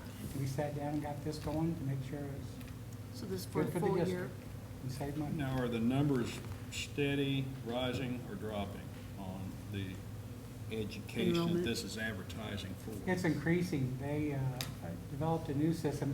It's called inbound marketing. It's more digital. And last year on Surge Tech, we take 20 students. We had 20 apps. This year we had close to 50 apps. This new method of doing things, nursing had a lot more. Okay, now on the adult side. Right. It's This is only adult It's all side. adult, yeah. It's only adult. And I think what a lot of people don't realize is that Mark's program makes money for our district, a lot of money for our district. It does. I do have a That goes back question. into our funds. Sorry. On the second page, the vendor contacted and bids received, there's an asterisk, and it says less 15% rebate on commercial ad placement cost yet to be determined. What does that asterisk go to? Normally, when you buy TV commercials, the agency or the broker, even the person who does the salesman at the television station, they get a 15% commission. I say, if I want to buy $5,000 worth of commercials, I get $5,000 of commercials, but they give 15% of that to the agency. Well, Okay. on that one bid, the agency said they would rebate the money back to us. But which agency, Little Bird or Storm Stanley? Storm Stanley. Okay. I didn't know who the asterisk, which I think I company it should have matched put to, that. so, okay, thank you. And just one clarification to, I think, your comment. Since we don't use tax dollars for this program, don't the money generated, don't they go back into that program, not back into the school's general budget? No, It goes- at the end of the year, It it all goes to goes the back. The district. surplus Surplus goes goes back back. into the school's general budget? Yes, Okay, all of it does. thanks. And we've been advertising for 15 years, and as for cutting cost, in that time, it used to be well over 100,000. and That we would cut come it back into the general budget? Yeah. Lots of money. Okay, Is there a contract that's provided to us in connection with this? I mean, do we get like a contract for? There's a kind of a member of understanding. In a way, it is a contract. It explains what they'll do for us and what we're responsible for. And is that reviewed by anybody? I mean, how do we review? Is there a process that the schools have when we enter these contracts? Normally, Board Attorney Norman Rouse will Rouse. review them, and this one, he looked at some edits. Mark and I made the first pass at it, kind of marked it up. It was pretty straightforward. It was almost just it was an advertising piece with some of the bid terms logged in, and Mark had him strip out we don't care about advertising on an agreement. And so Norman looked it over our edits and said, yeah, you've got the key things to deal with there. So yes, virtually all contracts, unless it's a repeat of a contract that's been previously reviewed, Board Attorney reviews contracts. Okay. I move that we approve the bid for marketing. Motion by Deb. Second. And a second by Jennifer. If there's no other questions, please vote. Yes. Yes. Yes. Yes. Yes. Yes. Yes. Okay. Mark, thank you for your work. That's passed, thank If you you. need me to do the one. next for- Yes, you should stay put. We're not finished with you yet. Thank you for iMac. that It was work. worth the Yeah. wait. Okay. The next one is, The iMac. yeah, iMac computers. This is a bid for new computers and software for our computer information system for the high school side. The computers I've got now were donated after the tornado, so we've kept them for 5 years and utilized them. And it's just time, they're kind of worn out. It's time, this is through enhancement grant, so 75% of the bill is paid by the state. We have come up with 25%. That's awesome. Okay. Great deal. So really, it's only about $10,000 out of, Mhm. Okay. I move we buy our iMac computers. Motion by Deb, second by Second. Sure. oh, I thought Lori. Please vote. Yes. Yes. Yes. Yes. Yes. Yes. Yes, and that passes. Thank you. Thank you, Mark. Board. Thank you, Mark. Thank you. Okay. Thank you for waiting. Thank you. It's a learning process. It's good to see them. For us too, thank you. Thank you all. That does bring our learning process, the plus delta. One of the things that I wrote down, opportunities, when we've got guests that we know are associated with a specific timing, I would like us to try and accommodate them if we can, because waiting for like the trash bags. We put that at the end. If we know somebody's coming, we try and move it up, and even if the number is 11.5 instead of 12. I'm fine with you moving things around. Me too. I just, They move them all up, and they've all been done. You don't have to wait. they may have been, so that was just one of the things that I wanted to capture is That's good. we can be a little more accommodating. Yeah. People have families to They get do. back to. Yeah, so do we. Including us. We got elected to do this. Yeah. This is, What I liked about this evening, by the way, was the way you guys approach the search firms. I thought that really worked well, giving them the opportunity to present, and then the way you selected, just awesome. Went really quick. And so, No, I it hope was you're good. feeling good about it, but anyway, that was my take. Definitely. That My was a good plus job. for the night is that we are empowering our building principals and teachers and staff again. I'm very happy to see that. They have input now. And textbook purchasing. Although it's going to be interesting to see 5 years from now what that's going to look like. It might be a different type of textbook, who knows? Yeah. Anyway. Yeah, but still. All right. Okay. Anything else you guys want to share? These meetings have to be shorter, that's my delta. No, this was. This is This the was annual fast. one that has to be done by the 30th for the budget. I do have a few I quick have to tell you guys announcements this, after we do the deltas. usually it's only an hour in my past experiences. Well, we couldn't have done We this. had a lot. I know, but we had a lot of stuff. Yep. We had the search firms. We had the search and all firms, and that stuff. took, Yeah, it just, if you took that out, we're 2. hour and a half. 20, Yeah. yeah, so. Okay. Okay, so, Lori has announced. Lori? Just a couple of announcements. Dr. Ritter and Pat's aware of this, but there is a group, I think Oh, it's yeah. growing, I don't know, that want to get together to say goodbye to Emerson before Oh, we yeah, demolish that- it. I was gonna ask So them I that. think there's plans in the works for that. And then also I wanted to mention Barbara Carrender, who was a librarian at Columbia Stapleton Rural Heights, had worked in Joplin School District for 25 years. She passed away on Sunday, so she'll be sadly missed. Sad. Great. Sad. Oh, really? Great lady, very sweet. All right. Yeah. Okay. Any other comments? All right. Well, Yes, sir. the concerns that the Jessup people presented, you are kind of on top of that, and you're trying to work Yeah, it's through really a, see, they have a administrative procedure packet That's very, needs to be clarified big time. And that's where a lot of the issues are. And, you know, we just need to listen, and that's how you usually find issues that we can solve. Yeah. And that's what I'm doing. And so, Yeah. and Mr. really, Webb is gonna be Mr. involved Webb in is that? going to be part, I said, his agenda's this big. But anyway, poor guy. But anyway. Yeah, he wanted to be back on Tuesday. I tell you what, he couldn't get out of Oklahoma fast enough. Anyway, Well, happy so, 4th of July, Yeah. everyone. Yeah. Fourth of Oh, July. next meeting, the 7th? Oh, wait, well, let me communicate with you, but keep both 7th and 8th available. And really, Thursday and Friday? yeah, Thursday and Friday, yeah. For a short. Did you Yeah. drop the 15th discussion? No, that's still there too. And so it depends on how the dominoes fall. Right. It's a domino thing. So really, we're looking at, I'm So hoping to the be 7th. 8th, Friday evening? I would say, let's do both 7th and 8th. Okay, if we Save could. it. Possibly. I'm Yeah. available the 7th and 8th, but not the 15th. Okay. I'm gone that whole week also, So- 15th. Oh, wow. I'm available on the 8th. I'll be available on phone if you need me that Me week. too. And we can I'm do out. that. I mean, it's, I just need 5 days in between, Yep. depending on how everything rolls out. So let's just target the 7th for now, Yeah. okay? And be And, efficient with the 7th. yeah, we'll make that real We'll be real in and quick. out. In and out. There might be an item or Just two. closed session? No, that would be open. That would be open. What time? Yeah, okay. Wait a minute, no, I'm sorry, that would be a That would closed be a session. closed That'd be a closed session, yeah. And I just want to also remind us that back before any of you were on the board, I think when Linda and I were the ones on the board too, we talked about things we do in closed session, that some things we release within 24 hours, some things we release within 72. 48, and some 72, and I don't know that we've been instituting that practice, so I want to just Yeah. remind Oh, us I That's a didn't know good about thought. that. Yeah. that we Okay. need to Sure. get back to doing that Kat practice. was on Depending vacation on what the last week, items but- were determined when they got released, and I think I didn't we've know not we been had doing that. Okay. so. Yeah. You weren't here, none of you were here. Okay, okay. No, I was.